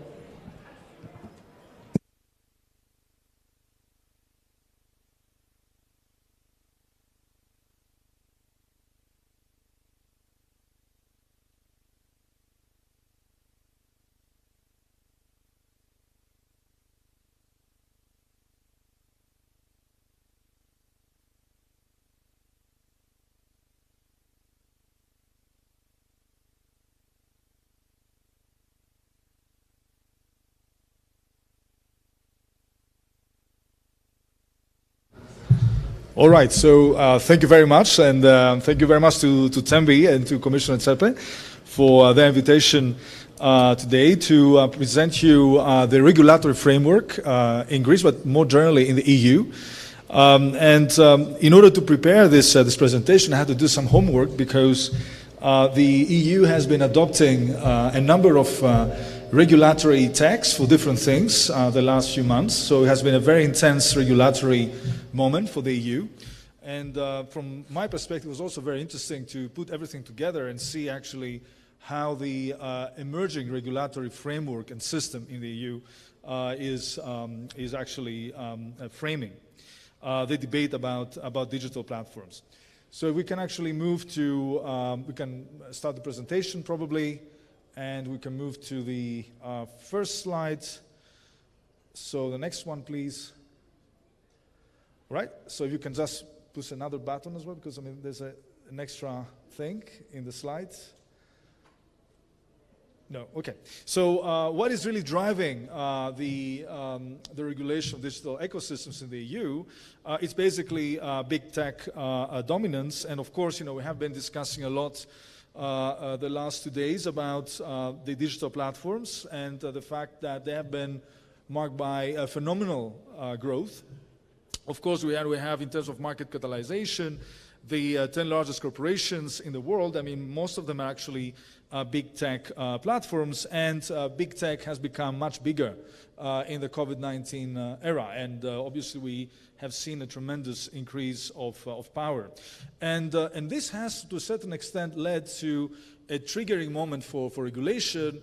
Back in 2016-17, the EU has commissioned a report about the competition law and policy in the digital era. And during the same period of time, there has been a lot of discussion as well in the US, the Stigler Committee report, in the BRICS, of course. We had the BRICS report in 2019, because there has been a lot of collective thinking about the way to move ahead with this phenomenon of the big tech dominance. Can we move to the next slide, please? And I would say one of the most important issues that led to these changes, and to these regulatory changes, is the fact that we realize that, well, you know, big tech is competing not only markets, but more broadly in ecosystems. So we had this concept of ecosystem that became more and more important in the way we conceptualize competitive interactions in the digital sector, in the digital economy. And of course, you know, a number of economists, they have been discussing about this concept back in the 1980s. These were more people that were doing business studies rather than industrial organization. But I think their conceptualization of ecosystem, which is the idea that you have a group of interacting firms that basically depend on each other's activities, there's an important complementarity in the way actually they organize their different activities, and these activities are aligned towards presenting a value project to the consumer. So in a way, we have these kind of groups of independent firms. It's very different from the classic supply chain, which is vertically integrated, and these firms are basically cooperating and competing at the same time. And so we have these new concepts of inter-ecosystem competition and intra-ecosystem competition. So inter-ecosystem competition, the competition between ecosystems, or intra-ecosystem competition, the competition within a specific ecosystem about who is going to get over the most important part of the surplus value produced by this ecosystem. That became extremely important for policy. And of course, you know, the two concepts that I think are really important there, and to a certain extent characterize the new emerging EU regulatory framework, is contestability. So in case more inter-ecosystem competition, and at the same time fairness, in a way of making sure that the various parts of the ecosystem, they get basically the surplus value that they deserve in terms of their investments and contribution to the ecosystem. And I think these two concepts of contestability and fairness are extremely important to understand the EU regulatory framework. If we can move to the next slide. Yes, sorry. No, the previous one, sorry. So you have been quicker than me. The other two concepts which are very important, I think, which do not appear that much in the text of the regulatory framework, but I think will be extremely important in the implementation of the new regulatory framework is a concept of ecosystem business model. I mean, each of these ecosystems have very different business models. I mean, here you have an example of the business model of Apple, Google, and Facebook. Very different business models. So the question mark is, can we apply basically unified framework to all ecosystems, or should we actually distinguish between the various ecosystems and develop some form of codes of conduct that could be somehow specific to the business model of that ecosystem? I would say the second approach is more or less the one that I think the UK is moving to. So a kind of a more specific approach to the business models of the ecosystem. The EU actually decided not to take into account in the framework, the regulatory framework, the concept of business model. But of course, so you have unified rules applied to all ecosystems. But of course, there's a question about how in the implementation of the new regulatory framework, the business model actually will be taken into account. Next slide. And of course, the same could be said for the ecosystem architecture, because each of these ecosystems has an orchestrator, a company that's basically creating the rules of the system, deciding who does what and who gets what. And each of these ecosystems is based on a specific architecture, okay? And I think this is also something that we need to have take into account, of course, when we think about applying competition rules or other regulatory rules in the context of ecosystems. So these concepts are there. They're not explicitly taken into account by the European regulatory framework, but they have been, I think they will inspire the implementation of that regulatory framework. Next slide, please. And of course, one of the most important issues that we had to deal with, and this is somehow the essence of the new regulatory framework, is the understanding that the traditional competition rules could not deal with the different dimensions of power in a complex economy. So it's not really a hazard that basically the first text, the first reports that were commissioned about the future of competition on the digital sector somehow focus on these new concepts of power that have been emerging, this idea of intermediation power, or the idea of strategic market status, or the idea of pouvoir structurant, and these are somehow concepts that have been put forward in the various reports. The first one in the German report, the German Ministry of Economics report, the second one, the Furman report, which was basically commissioned by the UK government, and the third one is the French Telecommunication Authority. And of course, all these different reports somehow were saying that, well, the classic concept of market power is probably too narrow. And we need to develop a little bit different, multidimensional concept of power. And of course, thinking about multidimensionally about power in economic relations is really a challenge. And of course, what is I think is interesting is to think about this ontology of power that we need to take into account. And of course, in the right-hand side of the right column, I have some basically suggestions about an ontology of power just to show that there are many different dimensions of power we can take into account.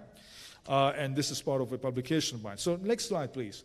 So in a way, this is kind of an introduction to the regulatory framework. Of course, the most important regulatory framework in the EU, apart from competition law rules, is the Digital Markets Act. And the Digital Markets Act basically is a regulatory text that aims contestability and fairness. So they actually apply a number of core platform services. And it applies only to firms that are considered, to ecosystems that are considered as designated gatekeepers. And and I will actually explain how we can define a gatekeeper, what is the concept of power that is actually sitting behind the concept of gatekeeper. And the text is fairly simple in a way that it sets some do's and don'ts. So in Articles 5 to 7, I mean, most of the don'ts relate to self-preferencing, interoperability, enveloping, tying strategies. There is some future-proofing, which comes through the flexibility offered by market investigations that are possible to expand, basically, the application of the framework. And interestingly, there are rules concerning the relationship between this Digital Markets Act framework and the national competition law framework, because basically this text is without prejudice to the application of Articles 101, 102, or a national equivalence. So in a way, you're going to have a possibility where you can actually have the application of both national law as well as probably DMA. And this is something that, of course, creates concerns with regards to the bis in idem type of rules. And in a way also, there's a very recent case law of the European Court, the BPOST, which said some certain different perception about the in bis in idem rule than what actually we had in the past. So it does not concern the digital sector, it concerns basically the telecom sector, but I think it's quite interesting to think with this particular case law with regards to the way actually the two regimes will apply. Now, national competition laws, of course, can interfere when, against unilateral behavior, against, of course, non-gatekeepers, or going and imposing further obligations to gatekeepers that the ones that are in the Digital Markets Act. Next slide, please. About the scope, I'm not going to go through. These are the core platform services and some examples that can be covered by the Digital Markets Act. There's been a lot of discussion about including as well connected smart TV or web browsers and virtual assistants. Finally, virtual assistants were included in the scope of the DMA. So these are basically the core platform services to which the DMA will apply. Next slide, please. And in terms of enforcement architecture, there has been a lot of debate about who is going to enforce the DMA, but at the end of the story, the Commission will be the formal enforcer of the DMA, basically a combination of DG Comp and DG Connect. But member states, the national competition authorities, will also play an important role in the DMA enforcement because they can initiate non-compliance investigations against designated gatekeepers if, of course, the member state in question has provided these powers to their national competition authority. They can participate in market investigations and other investigations at the request of the Commission, and they can request the Commission to open market investigations and submit supporting evidence. And what is interesting here is that the European Competition Network will become a very important player in the context of the DMA enforcement, somehow guaranteeing that there is an interplay between the Digital Markets Act and the application of national competition law rules. Next slide, please. So important thing is, of course, to see who is a gatekeeper, how a gatekeeper is designated.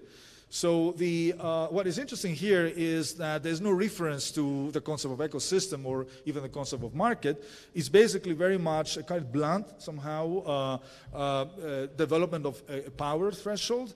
So you have actually first the idea that it should have a significant impact. So the annual turnover at the EEA should be at least 6.5 billion, or a market capitalization of at least 65 billion in the last financial year.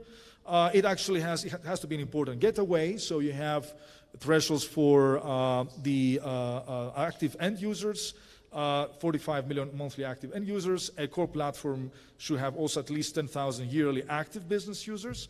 And of course, these thresholds should be met each of the last 3 financial years.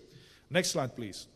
So this is a little bit the Digital Markets Act, but actually I would say this is part of a broader puzzle in a way of a French-style regulatory garden, actually, that the EU has created the last few years. And it's interesting to think here that before basically the 2016-17 kind of thinking about the digital economy and the regulation of the digital economy, we mainly had competition law that was applied with problems, of course, because it was taking a lot of time for decisions to be adopted. Then we have the EU General Data Protection Regulation and the e-Privacy Directive. And what is interesting is, starting in 2020, and in particular in February 2020, we have a strategy that has been put forward by the EU for data and AI, and this, following slide please, has led to the development of a number of regulatory texts.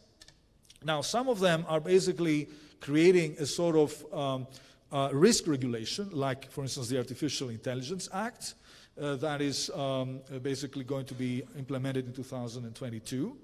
Some of them are somehow imposing rules concerning the use of the public sector data, and the idea is there to enhance contestability by enabling actually the use of public sector data in order to somehow develop the ecosystem, the digital ecosystem in the EU. It's interesting also that we have concepts like that of data altruism. What is exactly being a data altruist? It's basically to accept to provide your data for free for good causes. And I think this is also there in order to develop the data pools and the data sharing to a certain extent. That is important for the development of the digital economy. Next slide, please. We have a very important text, which is the Data Act. Now, the Data Act actually doesn't apply to the small and medium undertakings, but actually it's a very important one because it can apply to anything else than a gatekeeper. So any company, any firm that is in a situation of unequal bargaining power and imposes unfair contractual terms to other firms, we can actually have the application of this Data Act. So this Data Act also has important provisions concerning interoperability. Actually, it enables the European Commission to take delegated acts and to specify essential requirements regarding interoperability or even open interoperability specifications at the European level. So in a way, it's an extremely important tool in order to develop interoperability of different services. It actually limits the application of the database directive, which creates a sui generis right. The EU actually, there's a property right on data. I mean, data actually, you can have a property right on data through this data protection directive. And this actually enables the narrowing down a little bit of the data protection directive in case it is important to share this data with a third party, of course, with the consent of the user. Sometimes the user would like for his data to be transferred to another entity, and of course, the data holder will have to do it according to the Data Act. Next slide, please. Then we have the specific vertical, let's say, data access rules. In particular, there's a very interesting proposal for the European health data space.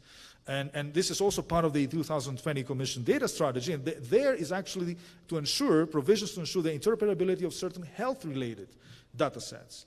And to create the infrastructure to share basically these health-related data sets with the creation of the My Health at EU, which is designed to provide the infrastructure to facilitate cross-border exchange of electronic health data with a mandatory certification system and also with specific rules concerning the secondary use of electronic health data for research, innovation, policy making, patient safety, with also provisions about the fee calculation, because of course this will be done with some compensation, of course, for the data users. I mean, we can still add also the old PSD2, the Payment System Directive, which also has specific provisions for the sharing of data with regards to the payment service providers. So all these texts are regulatory texts, but they're about basically competition principles of providing access to data in order to facilitate contestability in these digital markets.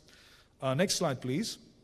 And of course, we can include the Digital Services Act, which also provides basically specific rules concerning bans on advertising for minors, content regulation, and transparency requirements for online advertising, which I think are extremely important. Final thing, and I will actually just show the slide on this one. The next slide, please. We have two other texts, the Network Information Systems Directive 2021 proposal, which is more about cybersecurity, and the 2021 Directive on Resilience of Critical Entities, that is basically about ensuring the resilience of some of the physical infrastructure, and of course that includes as well digital infrastructure. Now, next slide, please. So we have really a very complicated and complex regulatory framework with the interplay between these rules is not clear yet. The enforcers of these rules, as you have remarked in the slides, I was mentioning the various possible enforcers, but the system is not completely set yet. So we'll see actually how this will interact with competition law, which still stays at the background. And of course, I mentioned here EU as well as national competition law. Now, of course, when we think about EU competition law, this reform, one of the first issues that have come up is, should we actually revise our market definition notice and possibly move to take into account different concepts like that of ecosystem? And in the new market definition notice, which is not yet public, but there is actually a section on ecosystems, which is quite interesting. So without that being, of course, moving towards a full-fledged analysis of the ecosystem, it is something that is actually mentioned in the Commission's new market definition notice. Next slide, please.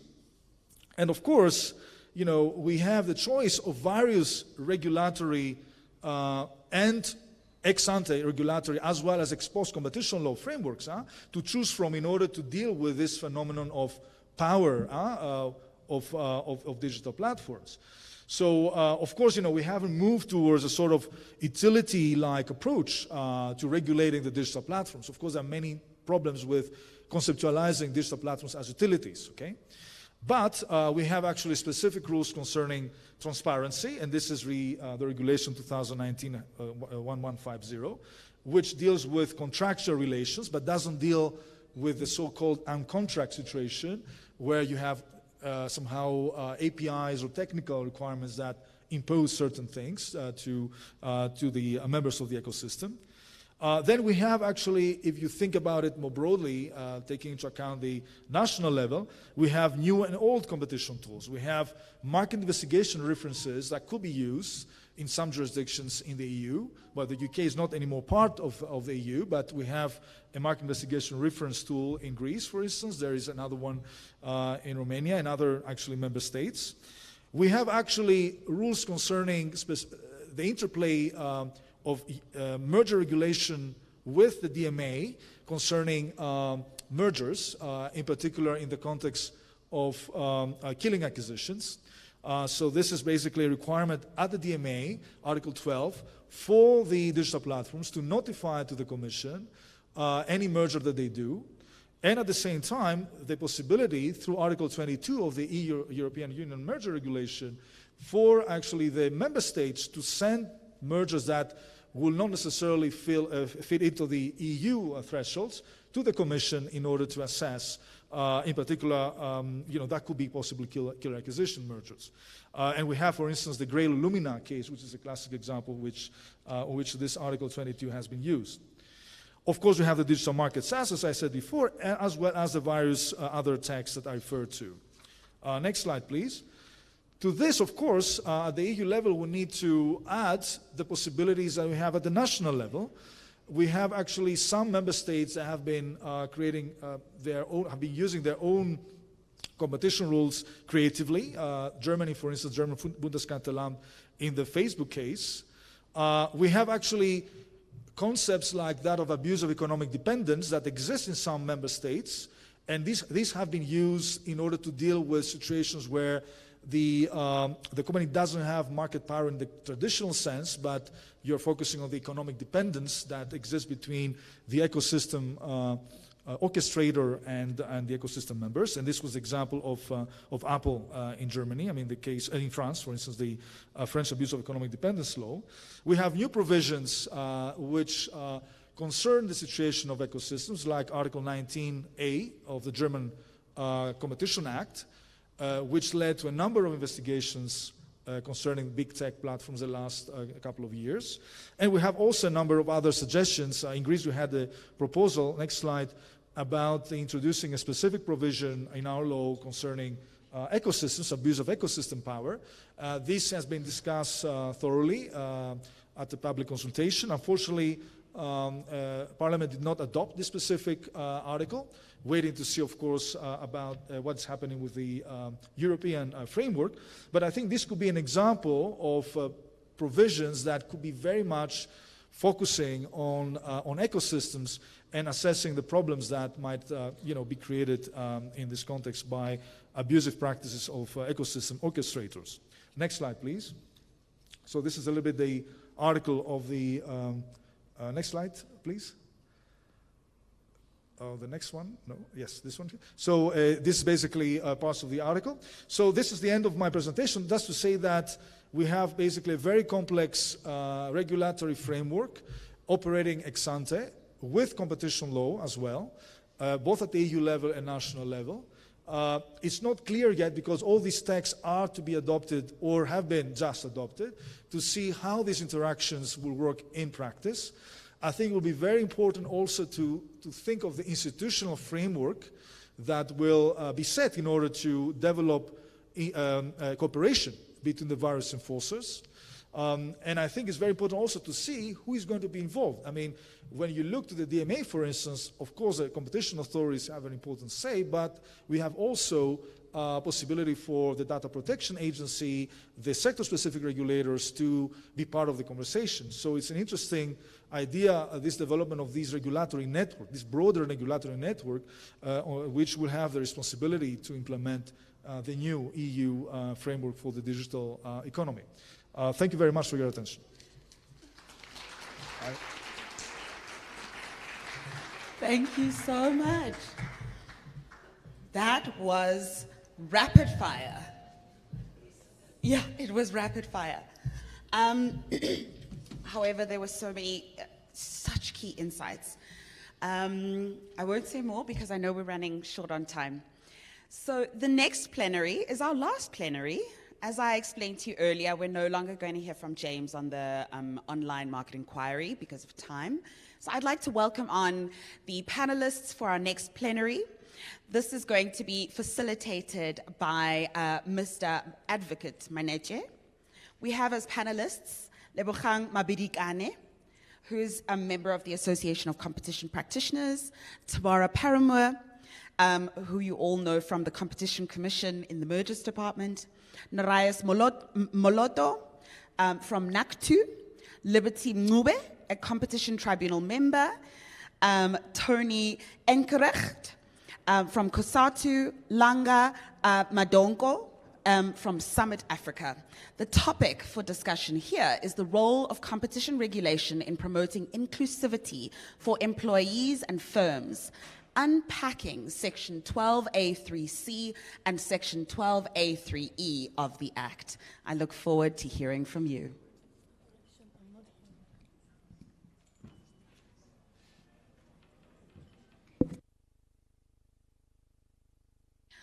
One correction, Ms. Mabidikane is actually here as a partner from Bowman's. She won't be representing the association in this capacity here today. Thank you.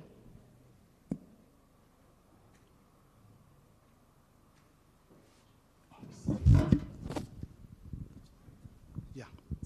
Is it on? Yeah. Good afternoon. Thanks very much for inviting me to moderate this session.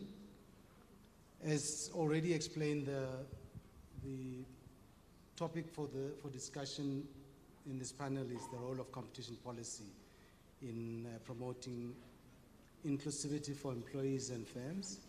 And the focus is on the amendments introducing 12 capital A3C and 12A3E. Just to remind you what those provisions say is that when the competition authorities, the tribunal and the commission determine whether a measure can or cannot be justified on public interest grounds, the commission or the tribunal must consider the effect that the measure will have, c, the ability of small and medium businesses or firms controlled or owned by historically disadvantaged persons to effectively enter into, participate in or expand within the market, and e, the promotion of a greater spread of ownership, in particular to increase the levels of ownership by historically disadvantaged persons and workers in the market. So we hope to get from the panelists practical experiences with initiatives to achieve inclusive participation, the challenges, what the amendments are aimed to achieve, their scope, and availability of suitable buyers, of funding, and any challenges that might be faced in implementing the provisions. The panelists I start from the left is Mr. Narayas Moloto, he's General Secretary of the Trade Union NACTU, and Professor Liberty Mngube, he's a Professor of Economics at WITS and part-time member of the Competition Tribunal. And next to him is Mr. Langa Madongo. He is co-founder and principal at Summit Africa, a niche alternative investment house focusing on social impact investments with a superior risk-adjusted return. And then you had Ms. Lebogang Mabidikane is a practicing attorney in competition law and partner at Bowman's. And next to her is Ms. Tamara Paramur. She's Divisional Manager, Mergers and Acquisitions at the Competition Commission. And just next to me is Tony Ehrenreich, Deputy Parliamentary Officer of COSATU. Most would know him as a trade unionist. Just to set the scene, I'll ask Narayas if he can give us, from a trade union perspective and perhaps from a worker perspective, experiences on transformation initiatives to promote ownership and participation, and what the experiences have been with those, and what the expectations from the worker perspective are with the amendments.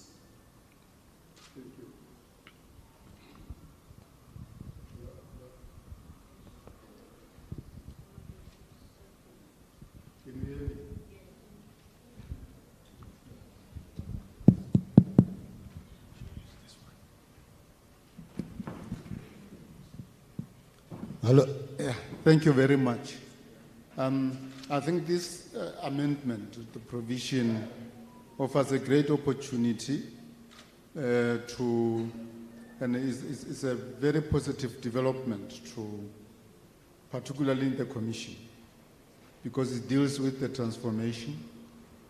Earlier on, we have heard that there's a lot of complaints about whether we are transforming or transforming enough. Now, in the country, over a period of time, starting I think a decade or and a half ago, initiatives were taken, and there's been a number of transformation charters in a number of sectors, economic sectors, aimed at transforming the economy and participate in the economy. Stakeholders took part in these initiatives of transformation charters to try to transform, and as a result, through led by the TDI, a lot of progress was made with delayed in various sectors. You know what happening in the banks, what's happening in all other sectors. Stakeholders or companies and firms, employers, associations are engaged in that discussions. And that's where the whole issue of the scorecards come from in various sectors and so on. But at the Commission, I think there was nothing.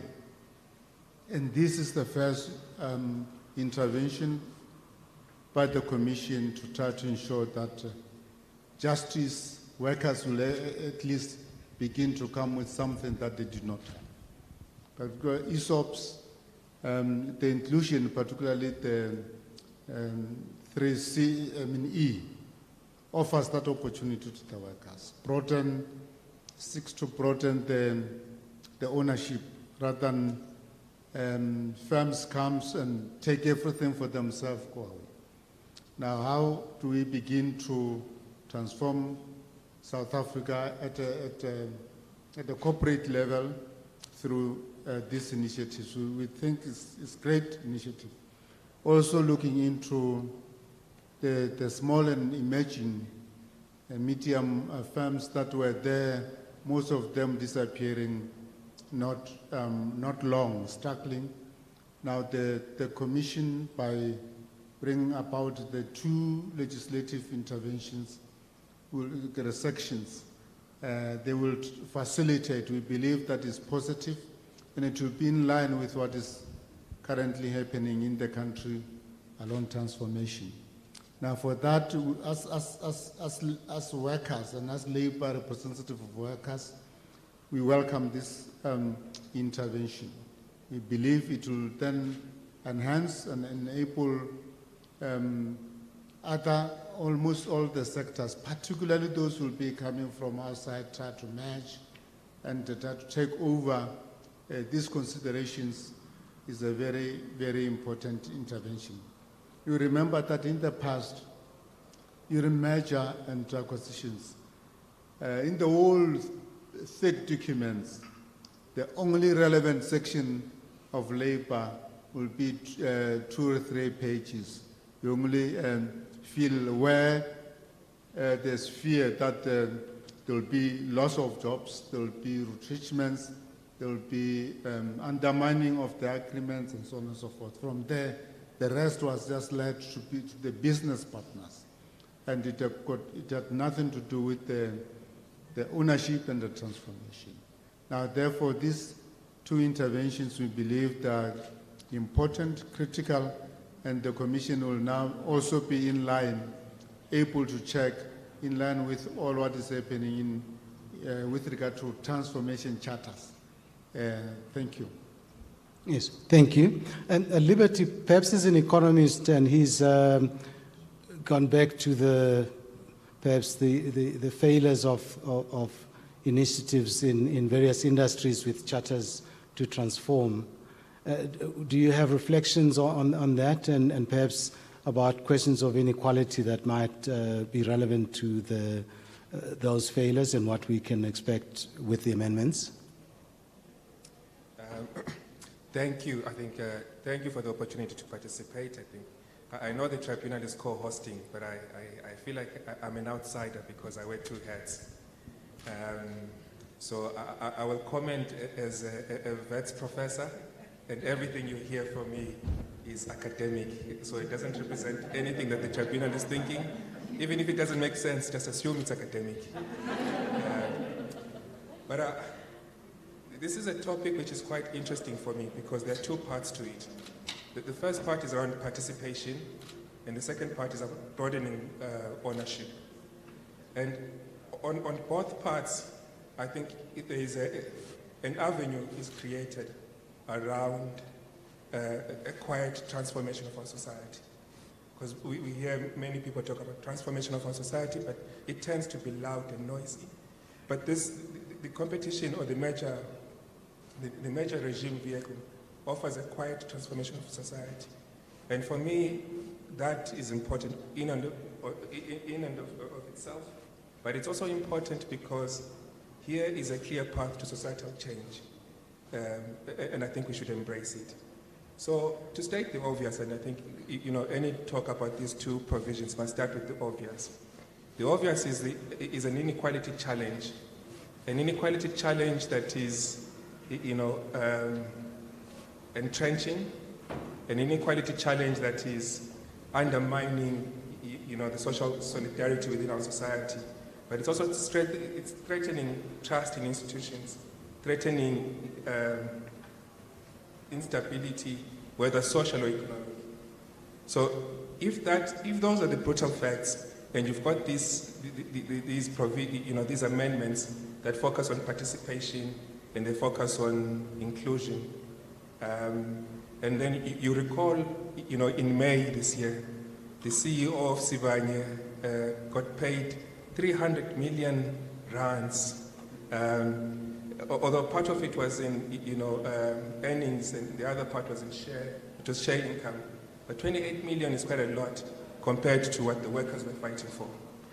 So if that reflects our society, and a person accepts that capital income, wage income are the most unequal parts of the income distribution, then you get provisions like this in merger control, which are solely aimed at responding to that inequality challenge. There is, hope. And the hope for me is, it comes down to a simple equation, that workers must have a share in the ownership as well. There is one part that I'm much more interested in, which is ESOPs, because I think those offer for, if one were to reflect and say, in the past 20 or so years, the B side has not, there are people who complain about it, there are people who feel that it has only benefited a few, yet the worker side seems to be expansive, and it offers not just the easy benefits that one may think of, but there are other benefits too.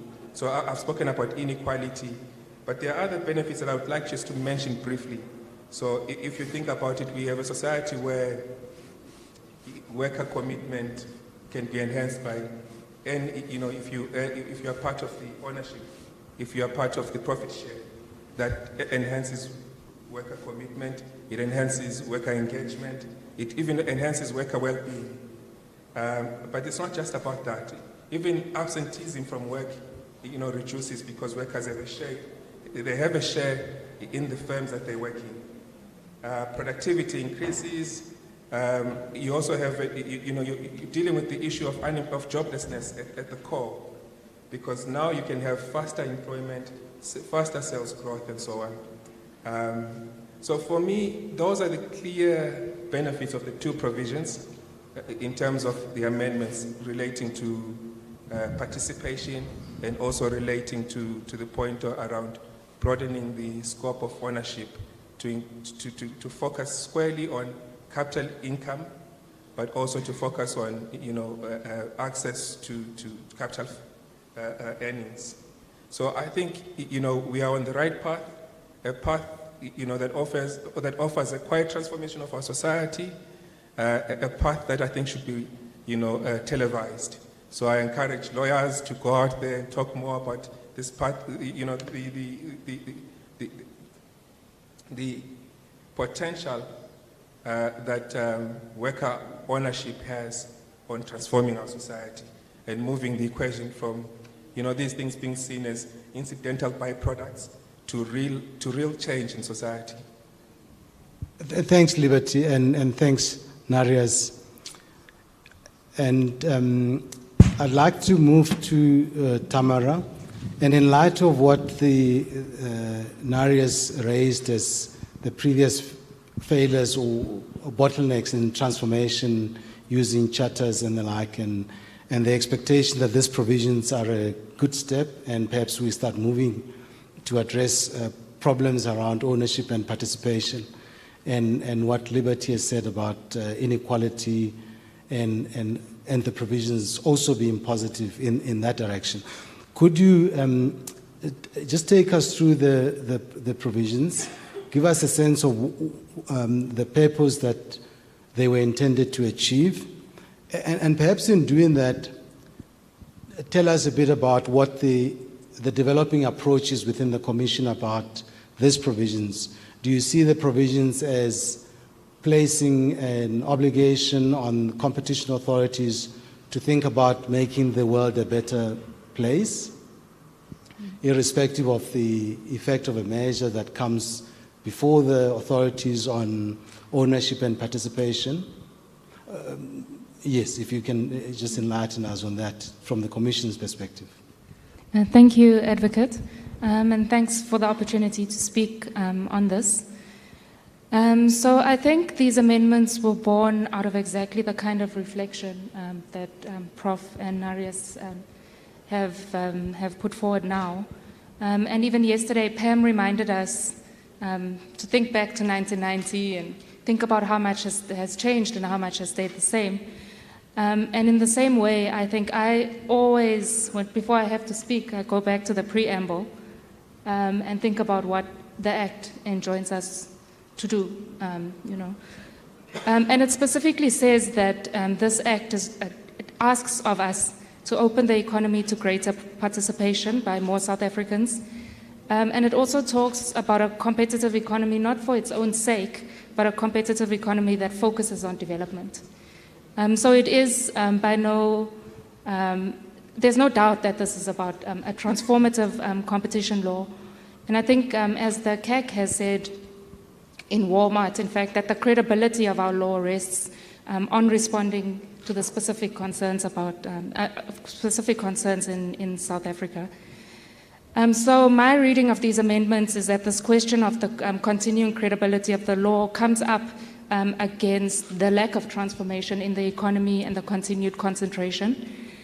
And the amendments therefore seek to proactively address these concerns, including about a lack of ownership by Black people of productive assets and the economy more broadly. This is explicitly mentioned in the explanatory memorandum that accompanied the amendments. I think the legislature is very clear about why this was introduced, and the DTIC expounded on this in their statement for jobs and industrial development. So I don't think that that it's accidental that these amendments talk about the promotion of a greater spread of ownership. It really is a call to action. So what does this mean? Well, I think we must pay attention to the fact that the framing of Section 12A3E, which talks to the promotion of a greater spread of ownership, is very different to the other public interest provisions. It speaks to the promotion, and I'll keep saying this word. And by contrast, the other public interest provisions say, assess the effect of can the merger be justified or not, and consider employment, you know. And in fact, in the purpose of the Act, there was an opportunity at the time that the amendments were drafted to incorporate the words in the purpose. So Section 2 actually says the promotion of employment. So in order to promote employment. So there was an opportunity, I think, to incorporate that even into the other public interest provisions. And the textual difference then, I think, for this section about a greater spread of ownership is deliberate. And does impose a positive obligation on all merger parties to take positive steps to increase this greater spread of ownership. So yes, it would apply in situations where merger has a neutral effect on HDP and worker ownership. I'm sure we'll debate this. But that, you know, I take this from reading, I think, both the intention behind and the words that were chosen.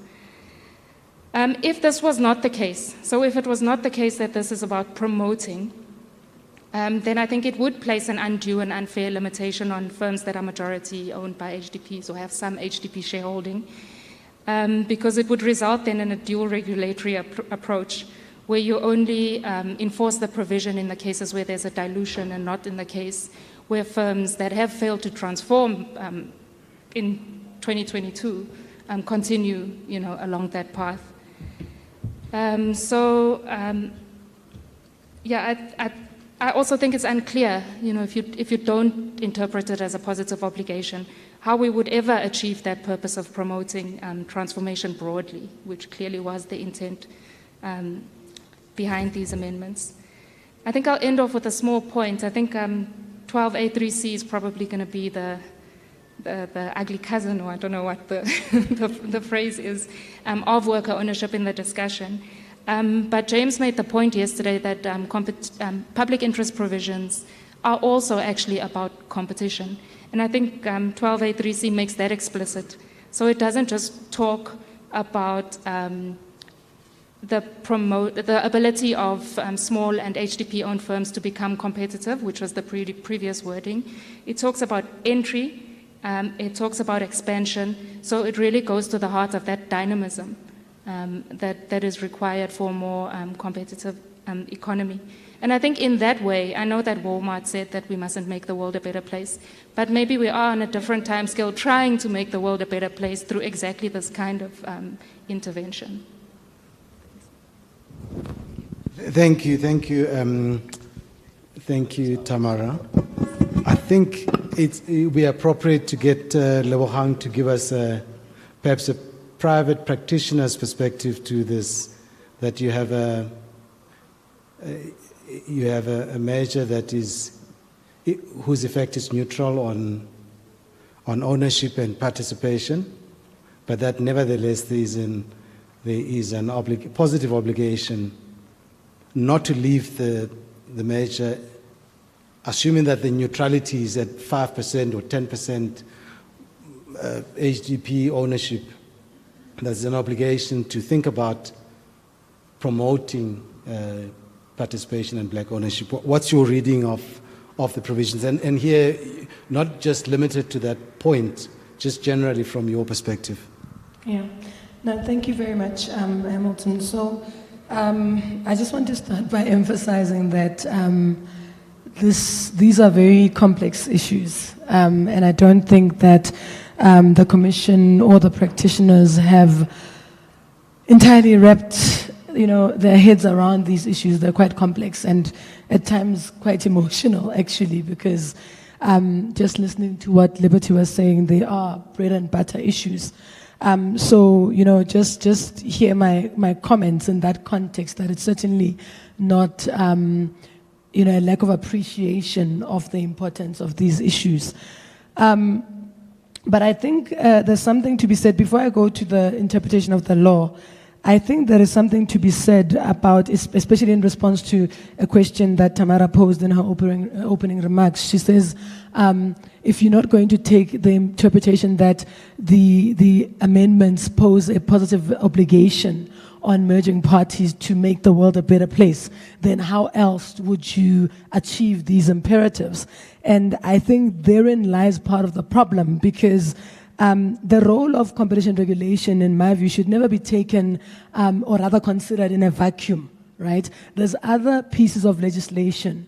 There's other sector-specific, for example, pieces of legislation that deal with the exact same issues. So I think it would be incorrect to suggest that competition regulation is the only tool that can achieve these imperatives, and in any event that should, because I don't think that's how the system is designed, and hence the existence of other pieces of legislation, which is albeit sector-specific sometimes, that deal with these issues.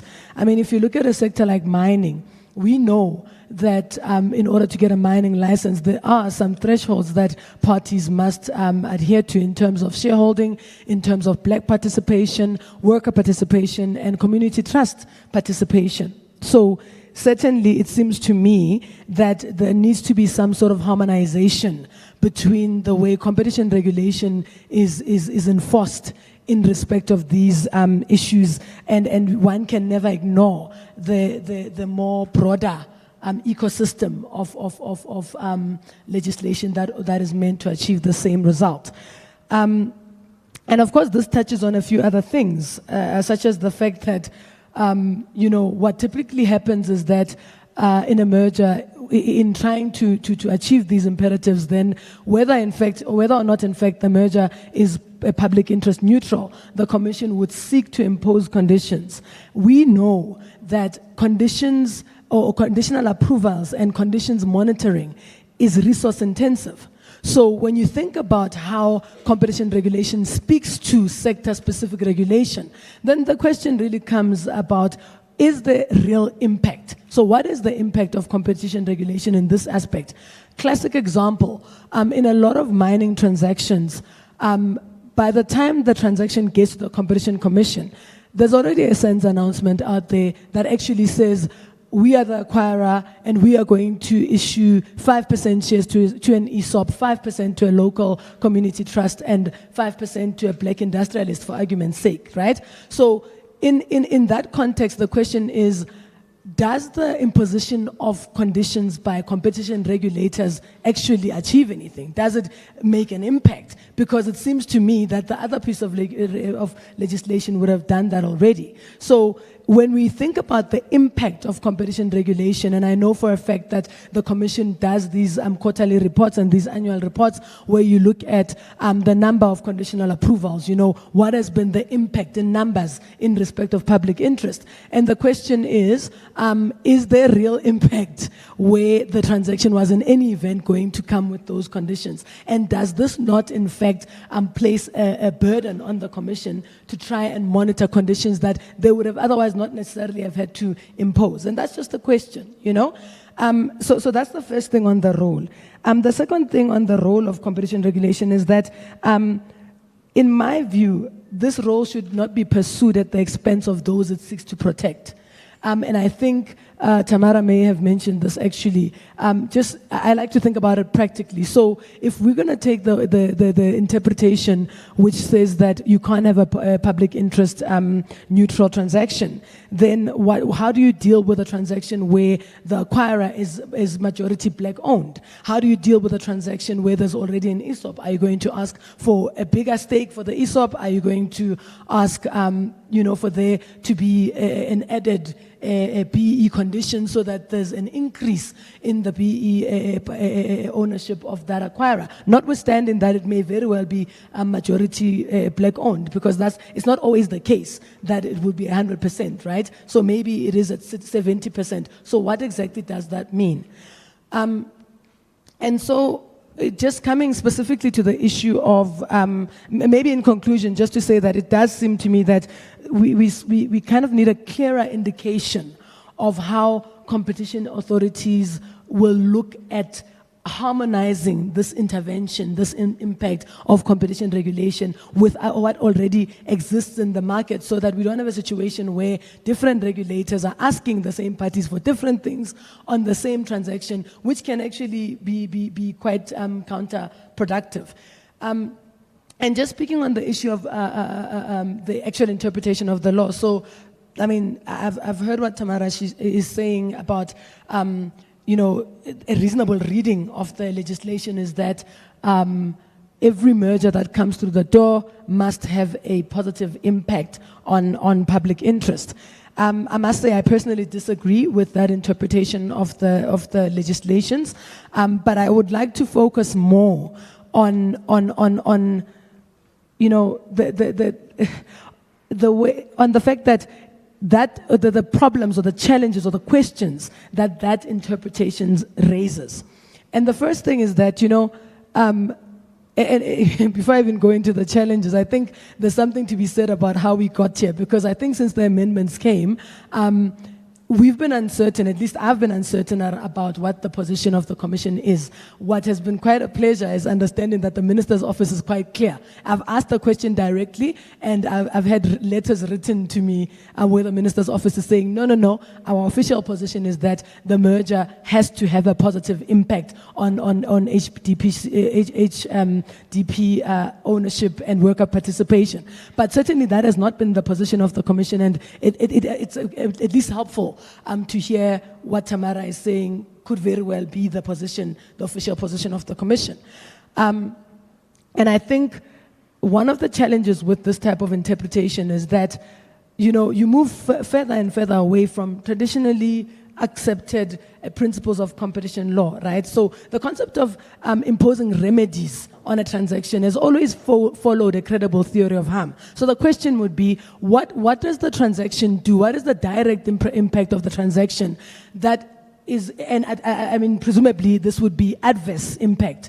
And how then do you address the adverse impact of that transaction? And therefore, you would impose remedies. But it looks to me now that you would be imposing remedies on something that may not necessarily need remedying, unless you take a very, I'll call it conservative interpretation of the law, which is what Tamara has just spoken to. The second question one would need to think about is the practical implications of this interpretation. So there's a question around substantiality. So what are the scenarios that would warrant the competition authority's intervention? Are we going to have guidelines which say a drop of 5% is something to worry about or not? Or is this going to be case specific? In which case then the issue of uncertainty is perpetuated, because as we speak now, it's a little bit difficult for practitioners to advise clients because the situation hasn't really been clarified. And of course, what I've mentioned earlier, if there's already an ESOP, if there's already black ownership, what does that mean? What will the remedy be addressing? There's also two other issues. The issue of discrimination, and I've heard this a lot in business, where some parties are saying, isn't this some sort of discrimination in the sense that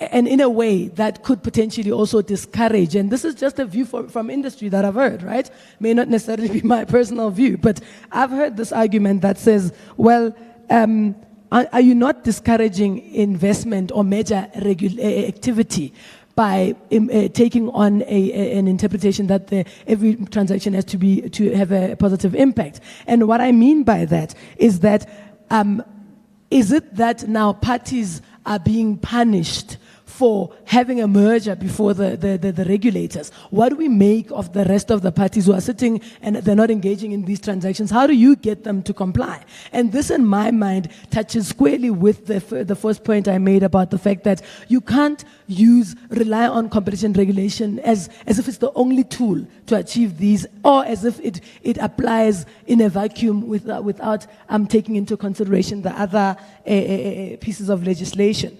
And I think the last point that I want to make is that there could also be an argument made around saying this type of interpretation interferes with deal structuring, the parties' right to structure their own deal in the way that they would want to.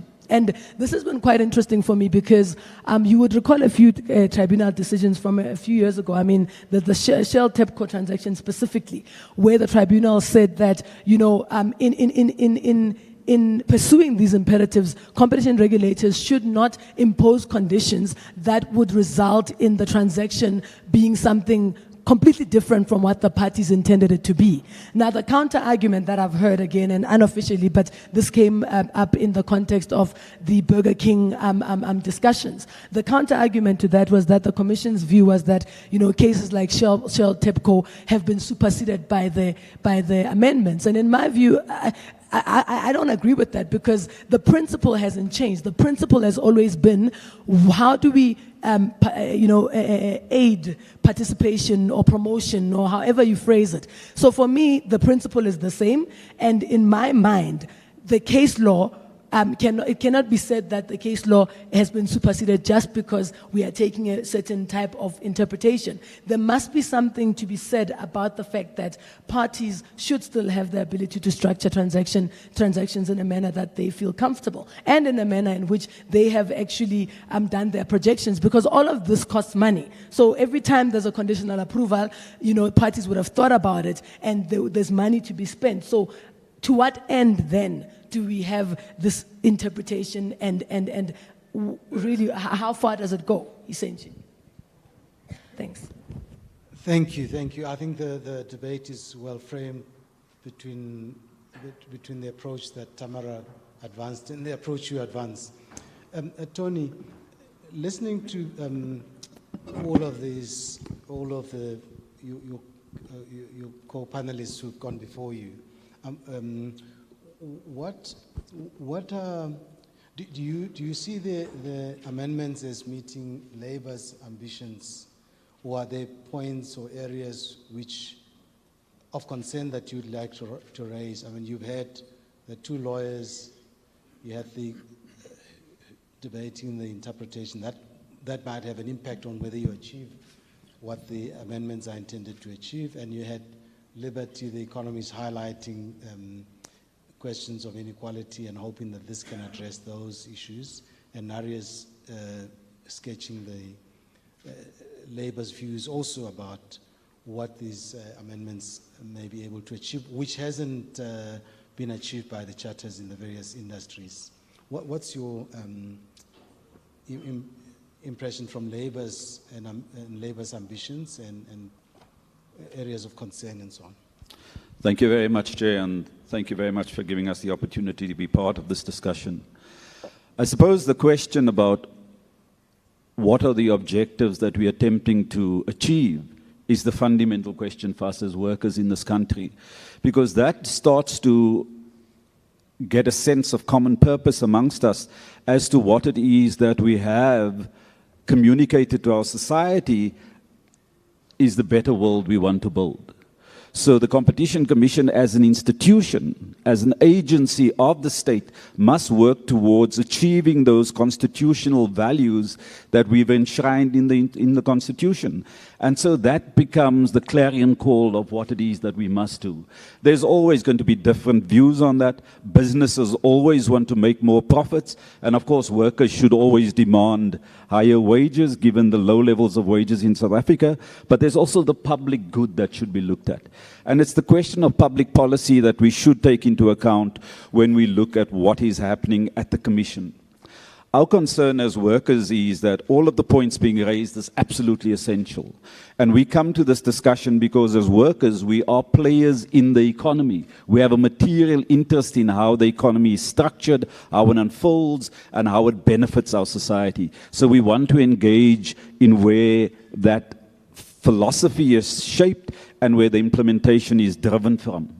But when we step back for a moment and we look at what has public policy achieved for us in the 20-odd years of democracy, it must be the clearest indication that there must be a bit of a concern about public policy and how effective and fast it is moving. Because the levels of unemployment moved from around 16% in 94 to around 40% now if you look at the expanded definition. The levels of inequality given the Gini coefficient is worse now than what it was under apartheid. So if that tells us anything, it tells us that our public policy, what we've done this far, what the players in the economy as voluntarily in some instances brought to the table to make sure that we achieve those constitutional values that we spoke about, what we can conclude is that we have not achieved that and we have not moved fast enough to get closer to that point. Why is the speed of moving closer to that point a question that must occupy our minds? Well, we've seen in the June protest in Natal and Gauteng earlier this year that this country is on a knife edge, and if we continue in the way that we have been, then we're going to run the risk of not only having a failed state, but having a society at war with each other. And so what the institutions gives us an opportunity to do is to take the conflict that inherently exists in the society, and in particular in ours, because of apartheid and the fault lines that have come about, it gives us an opportunity to have a rational discussion about that and put in place a rules-based system. But what must that rules-based system achieve? It must move us to the greater good. If all the rules-based system does is to get fancy lawyers to come and sit at the commission and defend the interest of old businesses, well, then we're not going to get anywhere very quickly. Now, what has the old apartheid economy looked like? And sometimes I think we forget to frame our discussion mindful of what had happened in the past and mindful of the legacy we want to undo. And I make that point because I don't think that there's equal weight to the points of view about what must be done and how do we respond to that. Because the apartheid economy had kept out small black suppliers, had placed huge impediments on investments in the economy generally, never mind the disadvantages for foreign direct investment. We've seen through the cartel and collusion cases how many sectors of the economy are riddled with corruption. So clearly under apartheid, the system that had benefited only a few of our society and impoverished the rest of our communities had brought about that result because the rules favored that. And our responsibility now is to change the rules to make sure that we have better outcomes. And while we may have some differences on exactly what the terminology is going to be, we shouldn't move away from the fact that we do want to achieve the same objectives, because we know that it's only by building a better country that's more equal and more fair that there'll be sustainable development and sustainable opportunities for all of us. Anything else would just be a shortcut to let the horrors of apartheid be joined by the horrors of a democratic society. Those who stole under apartheid now be joined by those who steal in the democracy. So this public policy, I agree entirely, can't be viewed on its own, but must be viewed in the context of what we're doing on a range of fronts. So in the Competition Commission, I think they should be commended for the incredible work that's been done, both in respect of the collusion cases, which obviously without a reservation, we all would condemn as the worst atrocities to our country. Take the bread cartel. That had taken money out of the poorest people in our country's mouths by those companies coming together and colluding. So what we've got to find a way to do is to make sure that we respond to that very differently, and that's what we think that we are trying to do with these two public interest provisions. We completely are in support of them. We're in support of the Competition Commission and its objectives, and we want to make sure that as Labour, where we're not often as active in the engagements around the hearings, that we play a much more active role, and that we demonstrate our agency as players who have a big concern about both how the economy unfolds and who the beneficiaries of that are. So my colleagues have spoken through what exactly those public interest provisions are. My focus for today will be mainly on what does that mean for workers? How do workers come into companies and how do they have a share of companies?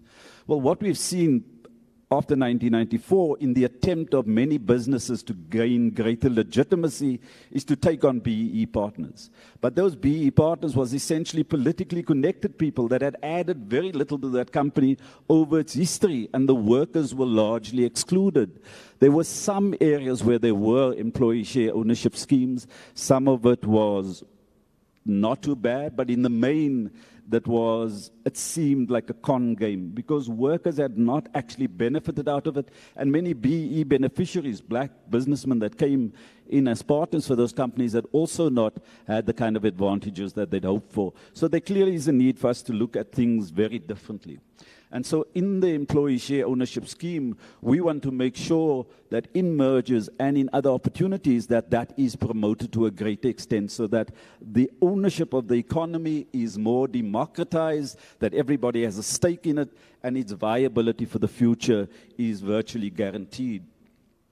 And so all of the mergers that have been done, and we've looked at some of them, we think there's about 100,000 workers who benefited out of some of the merger provisions that gives them equity in those companies. Many of those have been listed here, and they are on the record.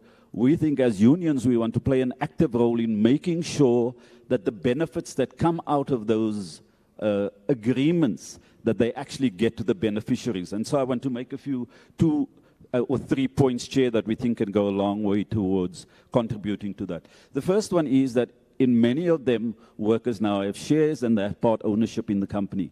But that clearly is not enough if workers have no role in the decision making. So it's important to look at the role of workers on boards of companies, being involved in the decision making and where the company's ultimate direction is going to go. And so that becomes a crucial additional area of legislation that's got to be put in place. We've got to make sure that on the questions related to the state providing support in respect of funding, that is a huge assistance to workers. Because it's pointless taking a loan or the company forwarding you funding that you have to pay over a period and you never actually see the benefits. And that's the frustration in many of these schemes, that workers on paper are beneficiaries, but they never actually benefit out of that in rands and cents.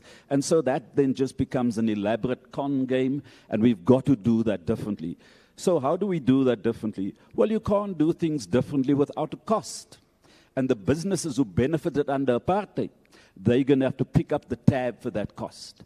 Because as a society, they're the ones who occupy their positions today exactly because of the advantages they had under apartheid, and that means that they have an obligation now to make some investment in this new country that we want to build with a new value system.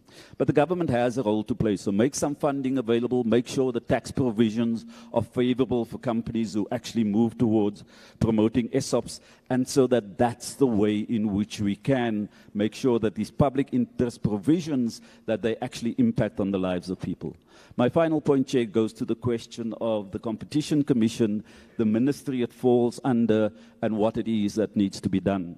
Now, I started by saying that the indicators around poverty and inequality are clearly worse than what they were in 1994. So if anything, all of the ministries, all of the political leaders and public servants must be working towards advancing that with a lot more energy and fervor than we see at the moment. So I've heard that there's criticism of this department for overreach. If anything, we have a government that's underreaching, that's not making sure that it's going out there, participating in the economy and the society and bringing us closer to the promises that we made our people in the Freedom Charter and that's enshrined in the Constitution.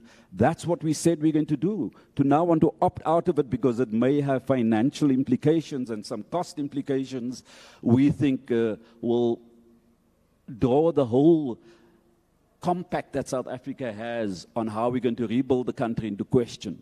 So I think that we've all got to come together and accept that these public interest provisions are moving in the right direction. We've got to implement them more speedily. It must send a signal to other ministries to make sure that they're more interventionist, that we see the kind of results coming out of their departments and their sectors of the economy that responds to the challenges of our people. But in essence, Chair, we completely support the provisions and we'd like to see them implemented in a lot more areas. Thank you very much. Thanks, Tony. Langa, you picked up the issue of cost, and so there's a funding issue. I'll come to you. But before I get to you on that, and Tony's quite clear that to change our society, beneficiaries of apartheid must accept that there is a cost to that, to the process of transformation and opening up. But Tony also spoke to some design principles around what workers expect in, for instance, share ownership schemes that involve workers. And before I go to Langa, I just want to go back to you, Tamara, and ask whether there are in the Commission settled principles around how you would promote participation of HDPs, and broadening the spread of ownership. Since it's been 3 years since the amendments came into effect, one would expect that there has been thinking within the Commission, and you've got some kind of settled ideas and maybe question marks here and there, but can you give us a sense of that? Okay, I will do that, but I think since I have a monopoly on the mic, I can't resist responding to Lebo on a few things. But firstly, I must clarify that I'm definitely not a lawyer. So maybe that Don't worry, lots of non-lawyers make better sense to what things should be. Yeah, I don't know if I was promoted or demoted by you when you said you thought I was a lawyer, but I mean, firstly on TEPCO, I think in addition to it having been surpassed by events, you know, the law has changed, and as I said, I think we must read the text for what it is. It's useful to think about what Shell TEPCO was. So TEPCO, the target firm in that transaction, had fuel stations operating in a market that we know is dominated by oil majors. So I think, and also it had fuel stations in areas that were generally low income. So this was an entity that was not performing well. I think that's very different to if we think about the entities in recent cases, even if I may say Burger King, for example, where there was value in the business. So this was an exit of a firm that was essentially struggling financially. And I think the Commission does consider these on a case-by-case basis. I can mention several cases where if black people are exiting, realizing some premium on a loss-making firm, or you know, we would consider those. It's not a. I think it's obvious, you know, that one would take those into account. But we must read TEPCO for what it was. And I think what the tribunal, in fact, maybe if Dave was here, you could speak to us about it. But what he said was empowerment is not furthered by obliging firms controlled by black people to continue to exist on a life support machine. So that's a different, I think that is a different case. So that's that, I think, on TEPCO. I totally do agree, though, with Lebo that we must work more closely with other regulators, and that we do need to take other legislation into account. When we think about what the obligations on us are in the promotion of ownership, we do look at charters, etc. So yes, I agree there, but it doesn't mean that we shouldn't act. I think the data market inquiry showed quite critically what can be done by the Competition Authority. I know I myself, my 1 gigabyte data bundle dropped from 149 to 85 Rand overnight. You know, and that was a commission intervention in a sector that does have a sector regulator. So I think it's about all of us doing more rather than some of us staying in our lane. All right, and the final thing I wanted to say, I think around the, you know, is there a credible theory of harm in a lack of investment, etc. I think the one thing that does discourage merger activity and foreign investment in South Africa is the absolute lack of aggregate demand and growth. So as the economists yesterday spoke about, there's a bigger problem around economic growth. So I don't think really it is about the public interest provisions. Okay, so let me quickly go through the principles. But just to say that we have developed our thinking. We, of course, are in the process of reviewing the previous guidelines on public interest. But there are a few issues that we've come to consider as generally accepted design principles for the promotion of a greater spread of ownership, and particularly for ESOPs. So one, it is still a holistic test, so all of public interest is considered. Sometimes when there is a dilution on ownership, we would look at whether there are commitments around promoting new suppliers, training, etc., or some other job creation commitments. So one, it's a holistic test. It's looked at in the round. On ESOPs, the way we frame it is that there must be no direct cost to workers. And that basically means that they mustn't, they shouldn't have to take money out of their pockets to pay for the shares. But there have been several cases where we've made provision for some vendor financing on preferential terms. We prefer that these ESOPs are evergreen and that all current and future workers are included. Generally, there is some discussion with the unions around permanent workers and who qualifies as a permanent worker. There is sometimes a time in job commitment, probably around 18 months to 2 years, for qualifying to enter into the ESOP. And then there must be balanced governance. And I think this does go to the point that Comrade Tony made around an influence in decision making. So if the ESOP is a trust, workers and the firm must have equal trustees, and then the final trustee must be appointed by agreement. So that's the kind of the minimum level. And then we do want to see some benefit, financial benefit to workers from day one. So generally in the repayment of the vendor financing, there would be a split of around 40-60, or in some cases it has moved to 50-50, but generally around 40-60, 40% flowing to workers from day one. I'll quickly just say what the principles are for participation by small and HDP firms. Generally, we look to conditions that have a value chain link because there is a greater chance of sustainable entry if there's a link into the value chain of the firm. In the funding mechanism, we have to think through the incentives or disincentives to invest. So in a grant, for example, there might be an incentive by a firm to invest less than what is required because they don't capture all of the benefits. That is addressed better in a loan or in an equity stake. But at the same time, we want to make sure that whoever you invest in has the ability to seek other customers. So there mustn't be some kind of exclusive arrangement linked to the loans. But grants generally are preferred. And then there's also recently what has happened is that many of these funds outlast the reporting period, shall I say. So there are funds that are recapitalized. So sometimes this balance between grants and loans is accepted because the repayment then allows the fund to operate in perpetuity. So yes, that's it. That's basically where we are on ESOPs and participation. But what I do think has been valuable, and I have had great engagements, I think, with unions around this, is that our enforcement of this provision has sparked a conversation about what works.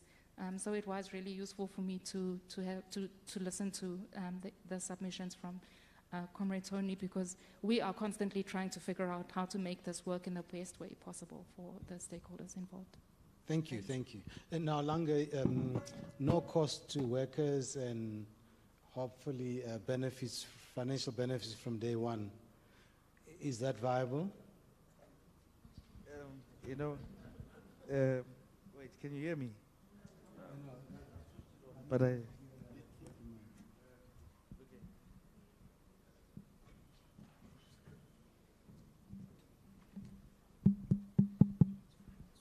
okay. Just for conformity, let me start by saying jurisprudence, because otherwise I won't get to say a single legal word. Yeah. You, senior counsel, I heard it from you, so. Yeah. So I think by way of beginning, maybe let me say this. South Africa, the Honorable Doctor has said, is very unequal. And we see the glaring gaps, and I actually at some point wished I was the CEO of Sibanye, but apparently I applied too late. And we see those gaping things. And then with that reality comes the reality also that South Africa is one of the places where you have the toughest environment for capital formation. If you set up and you say you want to start a private equity fund in South Africa and you are black on average, if you are brilliant as a fund in terms of marketing and in terms of also understanding the needs of the investors, it will take you at least 4 years to raise a fund of at least 800 million. So with that as a background, it means that these people who are raising private equity funds are supposedly some of the finest investment minds that the country has, and therefore it's much easier for them to sell the story to the investors or for them to aggregate this capital. Then the second reality about the South African environment is that in South Africa, in earnest, there does not exist a single DFI. PIC is not a DFI, it's an asset manager managing funds on behalf of pensioners who must realize a return. IDC fails at being a DFI at the fact that it must self-capitalize. And once you have to self-capitalize, then the developmental angle somewhat affects your sustenance. I can keep going with all the others. DBSA has to raise money offshore in terms of also issuing board issuances and raising money from EIB, and therefore has a return mandate that is not always developmental. The third aspect that we also then have to remember is that we do want to get to a point where we've got broader participation, but we are doing that in an environment where we don't have as much developmental assets as we should have, and we actually have struggles of capital formation amongst black entities. So with that having been said, let me start by saying, in case I have any transactions that are currently at the Commission, that I fully support the direction that the Commission is going, in that we should be using the tools at our disposal to encourage the broader participation. But immediately when we say at no cost to workers, that's fine. We don't want the workers to be taking a cent from their pockets, because ultimately the capital that is actually being used in all these scenarios actually belongs to the workers, because the majority of the funds being invested into all these businesses come from pensions. So they should not have to pay twice. Fully accept that principle. However, from a mathematical perspective, I think here, I hope I'm the only one who understands Excel. If we were to look at it at a perspective of saying the vendor financing is permissible, but the vendor finance needs to be at a 40-60 ratio, effectively what you're saying is, from a mathematical perspective, you're saying to me, I'm going to give you 100 rands. And that 100 rands immediately from day one, from the 50 rands, whatever comes as uplift in value is for you. But from the other 50 rands, I must service the full value plus the interest payable on the 100 rands. Mathematically speaking, I think if you did the calculation, assuming that the South African economy continues to grow at a rate of about 3%, assuming that investors are able to deliver a return of about 8%, and assuming that prime is where it is now, and I were to say I'm going to loan the money on a vendor basis to the employees at prime, and the economy is growing at where it's growing and everything is perfect, to service the 100 rands against 50 rands worth of dividend is a 25-year process. Effectively, what happens in that instance is that what was meant to be empowering means that for 25 years, the ultimate return that's going to come to the employees and the members of the trust is going to be the dividend distribution against 50%. So let me tell you what starts to happen in that environment. The other thing that starts to happen in that environment, and this is an unintended consequence, but this is how capitalism works, is that because we realize that there's this 25-year payback period in which one has to pay back against a 50% arrangement, one starts to then say, the proportion that I'm willing to allocate to the ESOPs needs to be small enough that it's not a significant drag on the shareholder profile. You start seeing the ESOPs dropping from 10% to 5% because you don't want the liability attributable to your employers to be that big on your balance sheet, because effectively you must guarantee the repayment against your ability to distribute dividend. However, I do propose that there are alternatives that exist, and I think the Competition Commission should actually look at banks, because what exists within the Financial Services Transformation Council is an instrument for the creation of black business growth funds. And those black business growth funds, I think the only impediment is that the criteria around which they are implemented uses the same credit rating and scoring patterns that exist for funding me, and I'm supposedly a sophisticated investor. In this instance, if I as a private equity fund am going in and I say I can afford to put in the capital that is required for the equity, the instrument that the Competition Commission should have, and this is a suggestion, is one that compels or encourages or promotes the banks to invest alongside for the enablement of the share schemes as well as the black industrialist programs. Because effectively what then happens is that a significant proportion of the risk that exists in the inherent transactions is taken up by the equity investor. And the equity investor is incentivized to ensure that there's a consistent stream of dividends. It would actually yield greater results if you said against the bank portion, as the transaction is being structured, can you structure in a dividend guarantee? We'd be more than happy to do that because it does help with us achieving a competition commission or tribunal imperative. But it also means that we're not trying to use workers' capital to enable workers to the detriment of workers, if that makes sense. And then I think the second aspect that one always has to consider when you are considering the financing of these transactions is that the other unintended consequence of high watermarks in terms of the vendor financing is that sectors like, say, the manufacture of, let me give a random example, of X-ray machines. The margins in that space are at about 60% on the equipment. In the automotive space, the margins on some of the equipment is as low as 8%. Effectively, what will happen is that myself as a transactor, knowing that I have to vendor finance at that level, I will immediately start to slant in the investment of the entire economy towards high margin spaces. So spaces like the automotive sector will stall in terms of the level of investment that goes into that. Primary agriculture is likely to also stall. We will start to see a greater level of investment into non-product based parts of the economy. We will invest in business process outsourcing centers instead of bakeries. And that will have an unintended consequence that eventually what will start to happen is we'll have to once again go to a model where we're importing all those things because you cannot channel local or international investment into those spaces. And it's just, I again want to reiterate that I think the direction that we're trying to take is positive. It's the right thing to do. But we need to be always having an open and honest conversation that also understands that the legislation must exist in an environment where it is an enabler.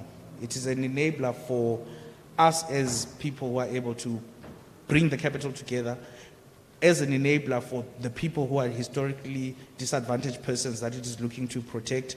And then lastly, it must also act as an enabler for attracting capital from beyond our own corridors.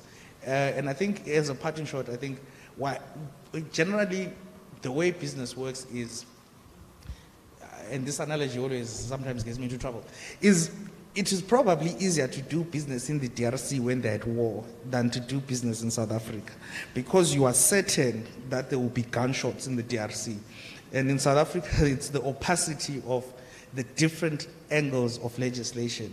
It's, for example, sitting here, I run a financial services company along with my partners. I have to take into account every time I do a transaction, the Financial Services Transformation Council. I have to then take into account the BEE Commission. Then I have to take into account the Companies Act and the impending amendments that are coming there. Then I have to take into account the Competition Commission.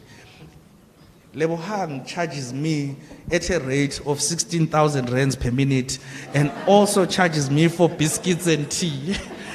Yeah. And we have, in order for it to be, there to be incentive for us to change the way we're building our business models. Because currently we're incentivized to produce return on a financial basis because of the impediment of how the capital is raised, but also because we know the impending costs of actually executing a single transaction, taking into account the environment that we work in. I think I'll end there. I think they said they'll only ask me one question. Thanks. Thank you.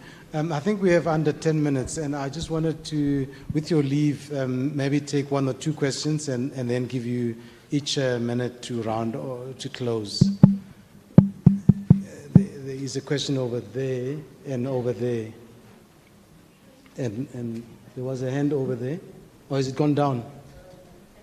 Thanks very much. Thank you for the opportunity. Hello? Hello, hello, hello, hello, hello. Hello, hello, hello, hello. Can you hear me? One. Can I use this?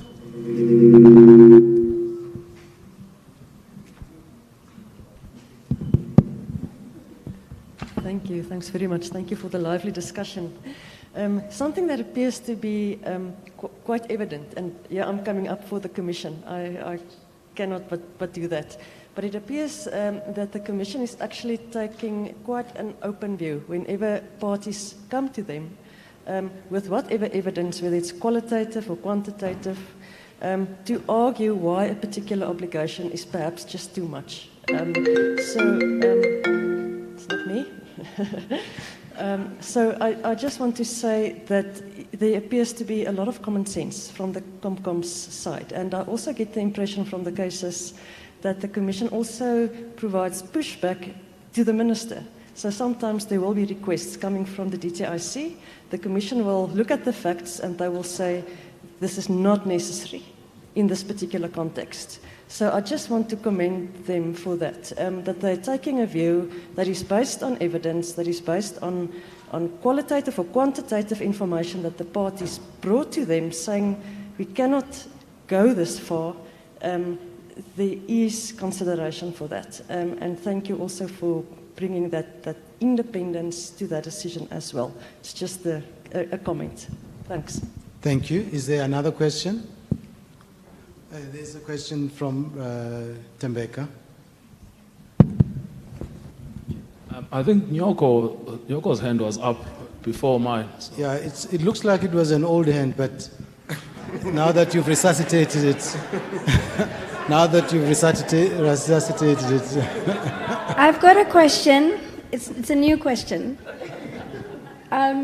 So I think you're right, Mwako, when you say perhaps there's some debate framed around what the two were saying, you know. What I wanted to understand, and I closed my computer, was there doesn't seem to me to be an interpretation of legislation when it comes to the balancing exercise. You were quite concerned that merging parties orchestrate their affairs in a manner that they are entitled to, and they spend money, etc. And there seems to be this, this was not your word but mine, inconvenience, which is in section 12 cap A3, about what these merging parties ought to take into account, or at least what the Commission ought to take into account in approving a merger or otherwise. Where does that balancing act lie for you, for your argument? Thanks, Lebo. You can use mine. Yeah, thank you. I'm not sure if I understand the question, but I'll try. I mean, what I was simply saying is that the way in which the balancing, so if you talk about the balancing act as per the Metropolitan case, for instance, the way that has worked, in my view, is that it operated in any event in an environment where there wasn't an interpretation that every merger has to have a positive positive impact on public interest. So in that context, what would happen is that on the facts, the transaction would have a negative impact. So the balancing would really be around, if there is this negative impact on this particular pillar of public interest, in addressing that negative impact, what sort of remedies would be imposed or should be imposed? And in imposing them, then the regulator would have to look at whether or not, in fact, a certain condition was sufficient, and balance that also with the impact of that transaction on the different other pillars of public interest. So I think that's the context in which I may have used the word balancing exercise, I think. Yeah. Okay, let's take Nukai Tobi, and that will be and then we can come back to the panel to close up. Thank you, Chair. What was I going to ask? Yes, no, sorry. I've remembered. It was like, you know what, my hand was up there and I forgot. I think it's Tony and Narias who piqued my interest in this. I mean, I suppose also Liberty's sort of optimism about these new provisions. I just want to ask, because, you know, my experience in this sector, which isn't vast, admittedly, but I usually see the unions coming in, trying to rustle a deal with the merging parties to secure employment. And then once that condition is included, that's it. They've got no further role to play in the merger. They don't even police the enforcement of that condition, and most of that work is then left to the Commission. So firstly, at the merger hearing itself, the work of protecting the workers is left to the Commission and not to the unions. And then post the merger, that work too is still left to the Commission. But it seems from what you and Narias were saying, there's some further work that you can do, not only in sort of protecting workers at shop floor, in other words, at wage level, but also in looking at conditions, the conditions of employment, but also looking at broader transformation questions about the sector and about broad-based BEE. But those interventions are not being made by workers. And in your case, you've got the right to be there. You don't have to apply specially to intervene. You're entitled to be at the hearing. Now, if we are to take seriously what Dennis was saying this morning about the constraints in the competitions field of pursuing the public interest, it seems that the correct starting point might be to ask the unions to do more in making the arguments that go, firstly, protecting the workers, but also go beyond in actually trying to find out what is the transformative potential of Section 12 and how can we strategically use it and expand the reach of the public interest provision. But that doesn't seem to be happening, so I wonder what the reasons are for that. Personally, I would like to get a brief from the unions, from COSATU or from NACTU, to argue before the tribunal that it's not about the workers, it's about broader transformation that the measures are constraining or are not enabling. But I've never seen that happening at all, and most of that work is done by the Commission and it has no supporters. And often, actually, it's aggressively opposed by the merging parties. So why are you not doing that? Why are you not coming to me to give me a brief? The other thing, Tamara, I was also very interested in what you were saying, actually, when you said that it's not enough that a measure should not produce negative outcomes. It must also enhance the elements in Section 12. So I want to know specifically in employment, for instance, is the argument that the Commission will say, and I'm not saying that's wrong, I'll support it if that's what you say, but I think I just want you to commit about where exactly you stand. Are you saying, for instance, we're not just going to check whether a measure is going to result in job losses, but we are going to check whether it will increase employment or it will increase the conditions, make them better? And that's not making the world better. I mean, I think that kind of dismissive responses to progressive arguments is tired in a country as unequal as South Africa. But if that's what the Commission is saying, then you should make that explicit so that we can support it. And don't feel the sense that, you know, what is the industry going to say? So what? The statute is there. Yes. Thank you. So let's take the unions first. Perhaps Liberty might have something to say as well, and then Tamara, and then we'll take very brief closing remarks. Okay, thank you. Yeah, and also be brief, just sure. Less than a minute. All right, okay. Now we the unions really do make follow-ups. Unfortunately, after the merger and securing the favorable conditions, that the interventions by the unions, the federations are not directly involved. It's become the trade unions. Now, in the practice, in the day-to-day, is the Labor Relations Act. We found trade union is fighting with that employer. Where are they going? If there are dispute, they go to CCMA, they take a different route. Normally they're not coming back to the commission. I think that's the reason why you may not see them coming. But also I think you are right. In the tribunal, federations are not invited. You find that they are they notify a trade union directly affected. That's why and there's a capacity issue in that particular space as well. Tony, if you could avoid responding to that particular question, but to the second question about limiting yourself to employment issues only. Thank you very much, and thank you very much for the question. I think we must take responsibility as the labor movement, and whether it's at the federations or the affiliates or the actual unions, we're not doing enough. And so there's got to be an active program, I think, of capacity building around how we use this legislation to advance all of the objectives that you've outlined. So it's not only about wages, it's not only about jobs, it's about the broader transformation issues, and it's about ensuring that we use all angles of the law to transform the society to what our ambitions are. And so we're committed to doing that. And I think with all of the federations, we must do more and work with the Commission to make sure that they assist us in developing the capacity so that people are more actively involved in that. On your offer to do some pro bono cases for that, on behalf of Labour, I accept, and we'll be in contact with you soon. Yes.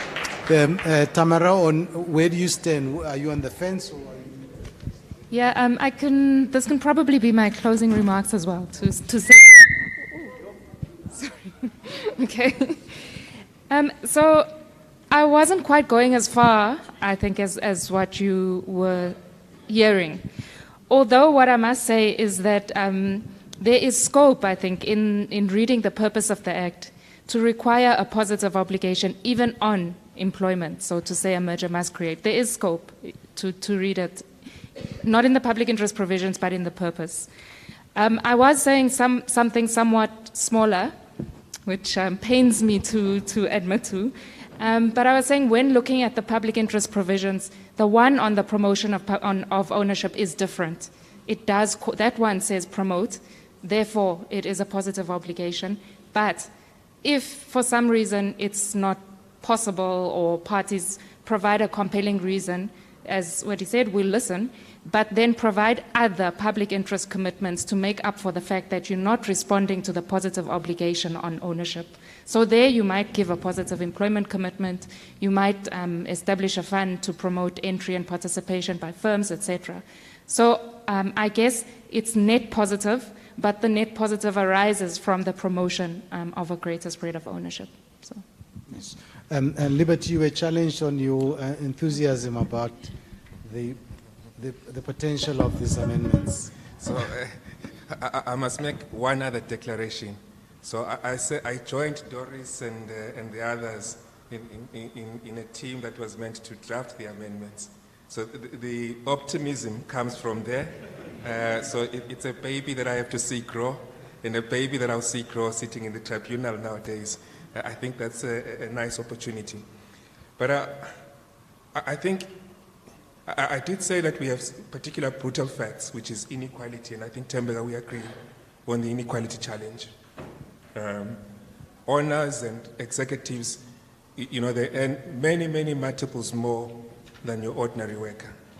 So in that context, this is the only, if you're thinking of broad public policy, all other public policies come with costs. So you may talk, you know, the popular ones now are, you know, a grant, the 300 rands to everyone. Those opposed will raise a lot of cost issues around it being a tax and funding and so on. What this merger regime offers, unlike many other areas of public policy, is something that is almost like a free lunch. I am tempted to say that because I wanted to say a free lunch, but it's almost a free lunch. It doesn't come with the same costs, notwithstanding what Clevo spoke about in terms of just small change issues. But it has a bigger societal impact in terms of transformation. So that is where the optimism comes in. Can can I respond to Langa and Tamara because I thought... Yes, you can respond and maybe just take the opportunity to make your closing remarks. Okay. So that we don't have... Langa raised interesting points around funding, but sort of challenged me in a way that I had not prior to coming to and sitting here. So I don't feel like we've reached a steady state in the design of ESOPs. I think we are very far.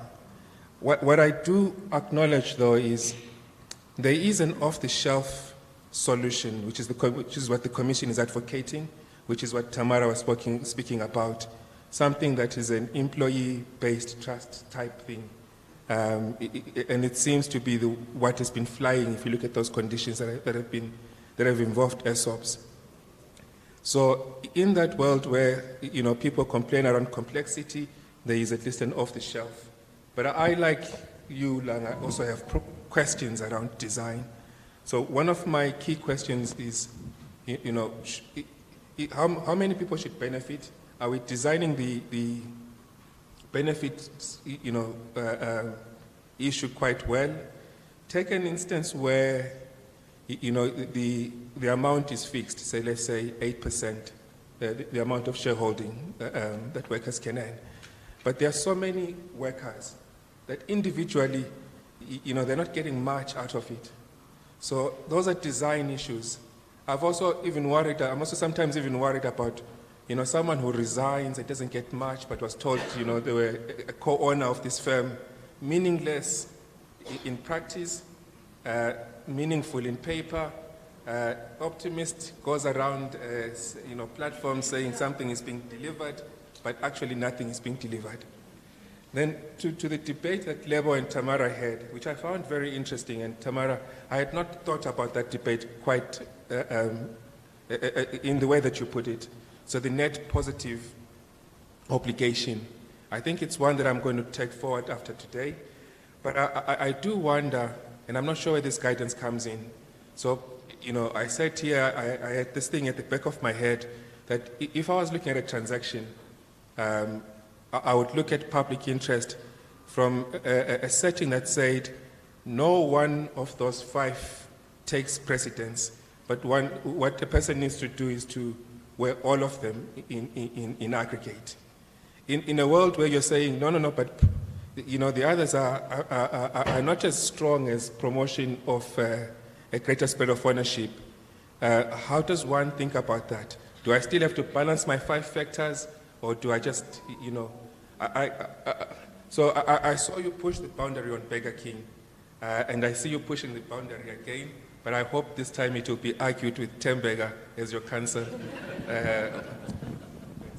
Yes, thank you.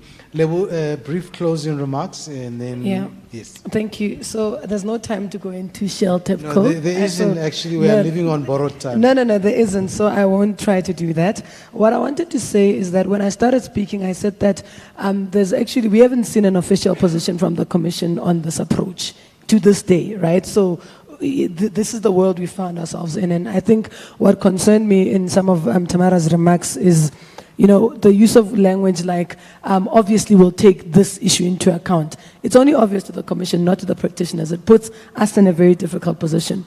What clients want when they come to us is really 3 things. 1, assurance that there's integrity in the process. 2, that the process can be predicted to some reasonable level. Right? And 3, that there is transparency. But we can't even advise on that when all of us are having different experiences with the Commission on similar issues. But even more so when certain clients are actually better than most, where they've actually already said, no, we're going to have an ESOP, we're going to do this. So they've already said that. But at least in my experience, in a recent transaction, what we found was that the Commission wasn't really made us work harder than we had to in a situation where you actually had a client that was responsible, because essentially the Commission says, these are the design principles. You accept the design principles. And then they say to you, when you want to implement, you must bring us the paperwork first. So bring the SPV so that we can satisfy ourselves that it's what it's supposed to be. And we said, okay, we'll do that. And then we said, okay, if the Commission doesn't come back to us within 60 days to say whether or not the Commission agrees on this issue, then we are entitled to implement. And it was very difficult to get the commission to get to that position where they said, okay. So the question is, isn't part of the issues around design principles and furthering these imperatives also the responsibility on the commission to actually work with parties where parties have actually done the work, or they've shown good faith at least? All right. Yeah. I think Darius and Tony, you've kind of had your closing. Langa, you said you were happy with the one question. Do you want a brief closing? Yeah, if I can say one thing in closing, I think ultimately speaking on behalf of financiers everywhere, we wish to do the right thing. We definitely want to come to a place, or at least some of us, to a place where we can make society better. We see the direct benefits that come from employee participation in ownership. We see the benefits that come from diversity on our boards. We see the benefits that come from legislation like this. I would also like to put it out there that to a significant extent, we are finding, as black-owned private equity funds in the list, a better environment for us to be able to transact because of the public benefit clauses that have been introduced by the Competition Commission. Because ultimately now when we're having conversations with the companies we're investing in, we're able not only when they want to rebut the good story that this is, to say, okay, ignore that, this is legislation. And then my parting shot will be, the former commissioner, there's a job for you managing our submissions if you want it. Thank you. And thanks very much to the panel for this session. And back to you, MC. Thanks very much.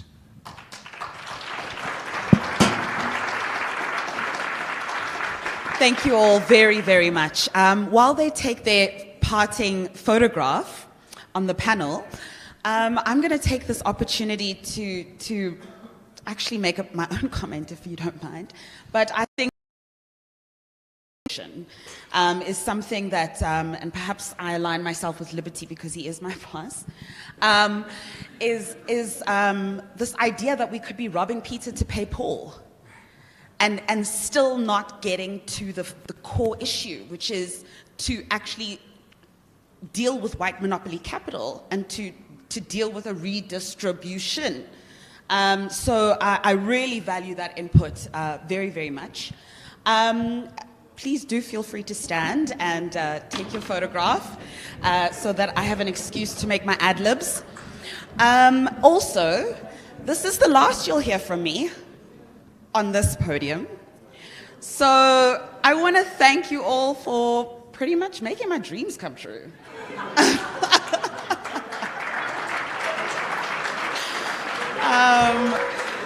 It has been an absolute pleasure to be able to deal with such complex issues that are important to us all in a way that is collegial, familial even. You know, it really did feel like a reunion, this conference.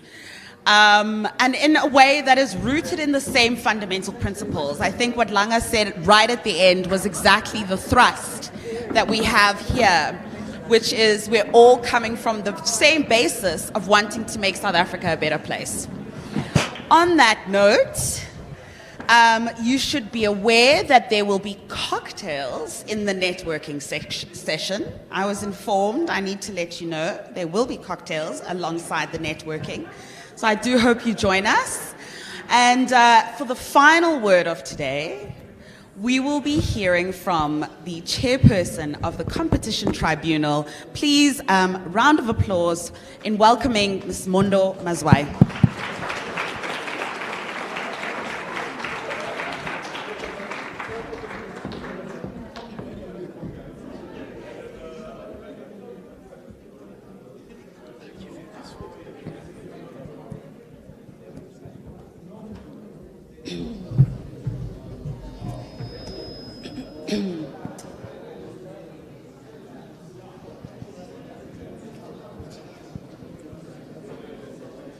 So good afternoon once again, ladies and gentlemen. We have very quickly come to the end of an exciting 2 days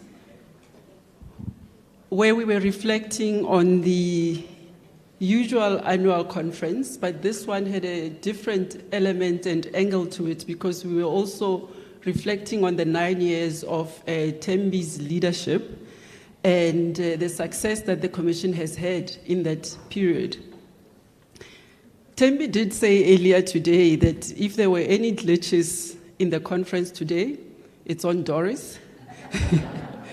So Doris, congratulations for a very successful first day on the job.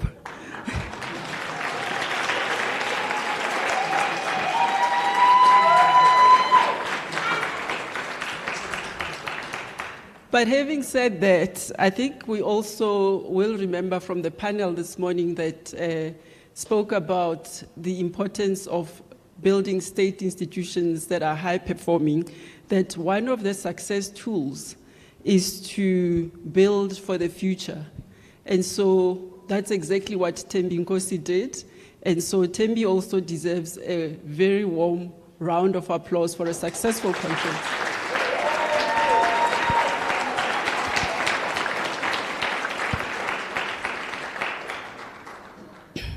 Yesterday, the minister set the scene with a detailed opening address about the state of the economy and the role competition policy can play as an instrument to facilitate growth and inclusivity. Of course, that is not the only instrument, and other instruments must complement competition policy. The expanded provisions of the Competition Act under the new amendments aim to address the levels of concentration and economic exclusion that remains almost 25 years since the Competition Act came into force. The panel yesterday, on which Elena was, reinforced that South Africa is not alone in addressing public interest goals in competition legislation.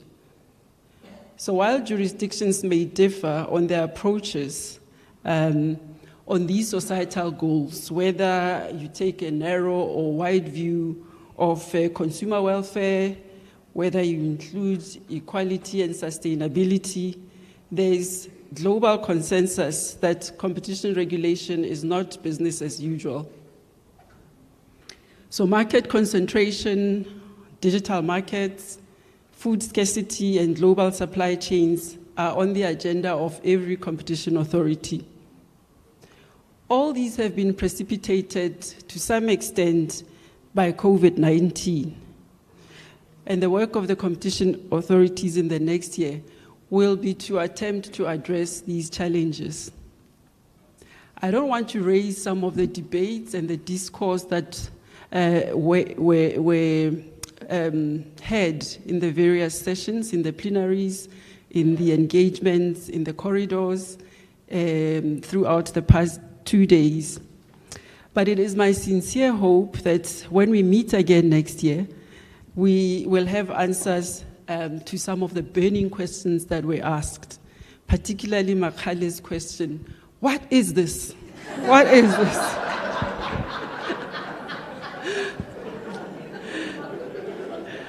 And on on the issue of greater participation, which is an important issue, and participation through ESOPs or through other means such as BE transactions in mergers, that is something that by the time we get together again next year, we hope to have had enough lessons learned.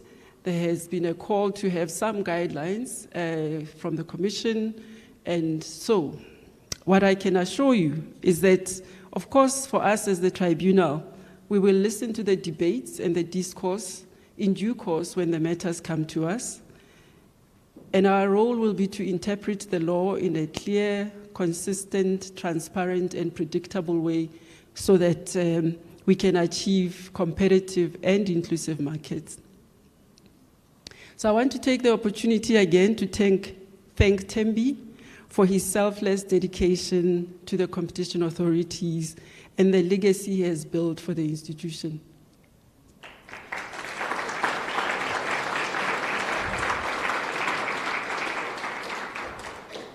I take the opportunity once again to congratulate Doris, and the conversation with Dennis this morning, even though I know Doris as a friend, I had goosebumps listening to the engagement. It was fascinating, and I hope we have all gained insights into who Doris is and the wealth of experience she brings to the position.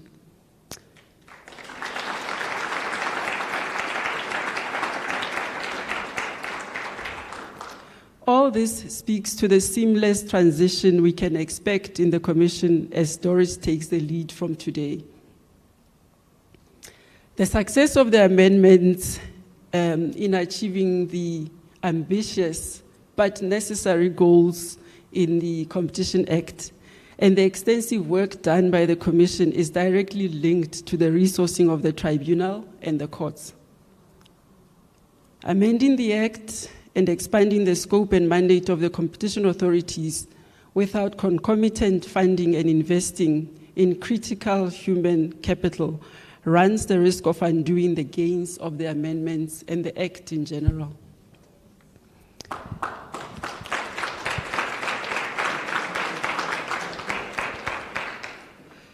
So in a letter from the Cathedral of Milan, author Bill Shaw speaks of lessons we can learn from building temples. He wrote this while looking at the cathedral, and he was inspired not only because of the sheer size of the cathedral, built over a 500-year period, but by the unseen work of building every aspect of it. The quarrying and the transporting of marble hundreds of miles on ox carts, the painstaking chiseling by sculptors, stone cutters, carpenters.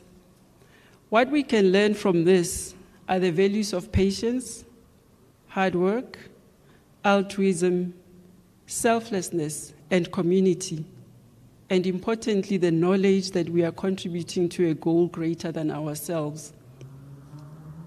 A lot of work goes into building and advancing every aspect of the competition agencies in South Africa to serve our people so that all have an opportunity to participate in the economy, to have access to the quality and variety of goods they desire, as well as competitive prices and product choices, whilst promoting the public interest.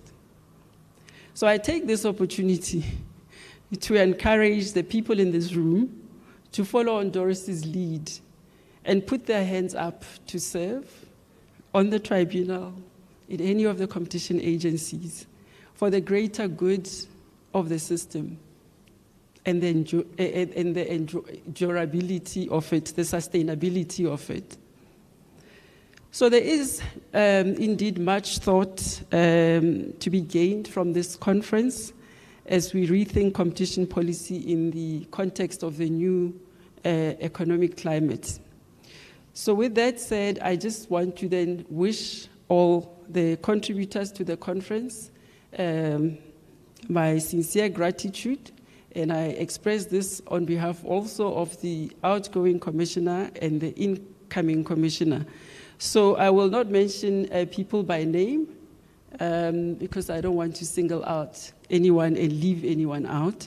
So to the international speakers who have traveled from far away, we thank you and we hope you have a safe journey back home. To the facilitators of the plenaries, thank you for a job well done. To the panelists, thank you. The staff of the tribunal that has been providing support in the background, the staff of the commission that has been running with the planning and logistics of the conference, and program directors, Mpumi and Songeza get a mention. Everyone else doesn't get a name.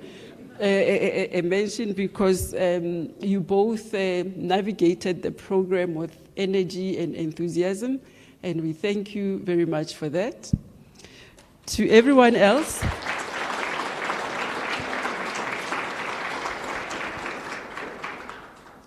thank you for your attendance and travel back safely. Mpumi announced that there will be drinks afterwards, so we hope to see you there. Thank you very much.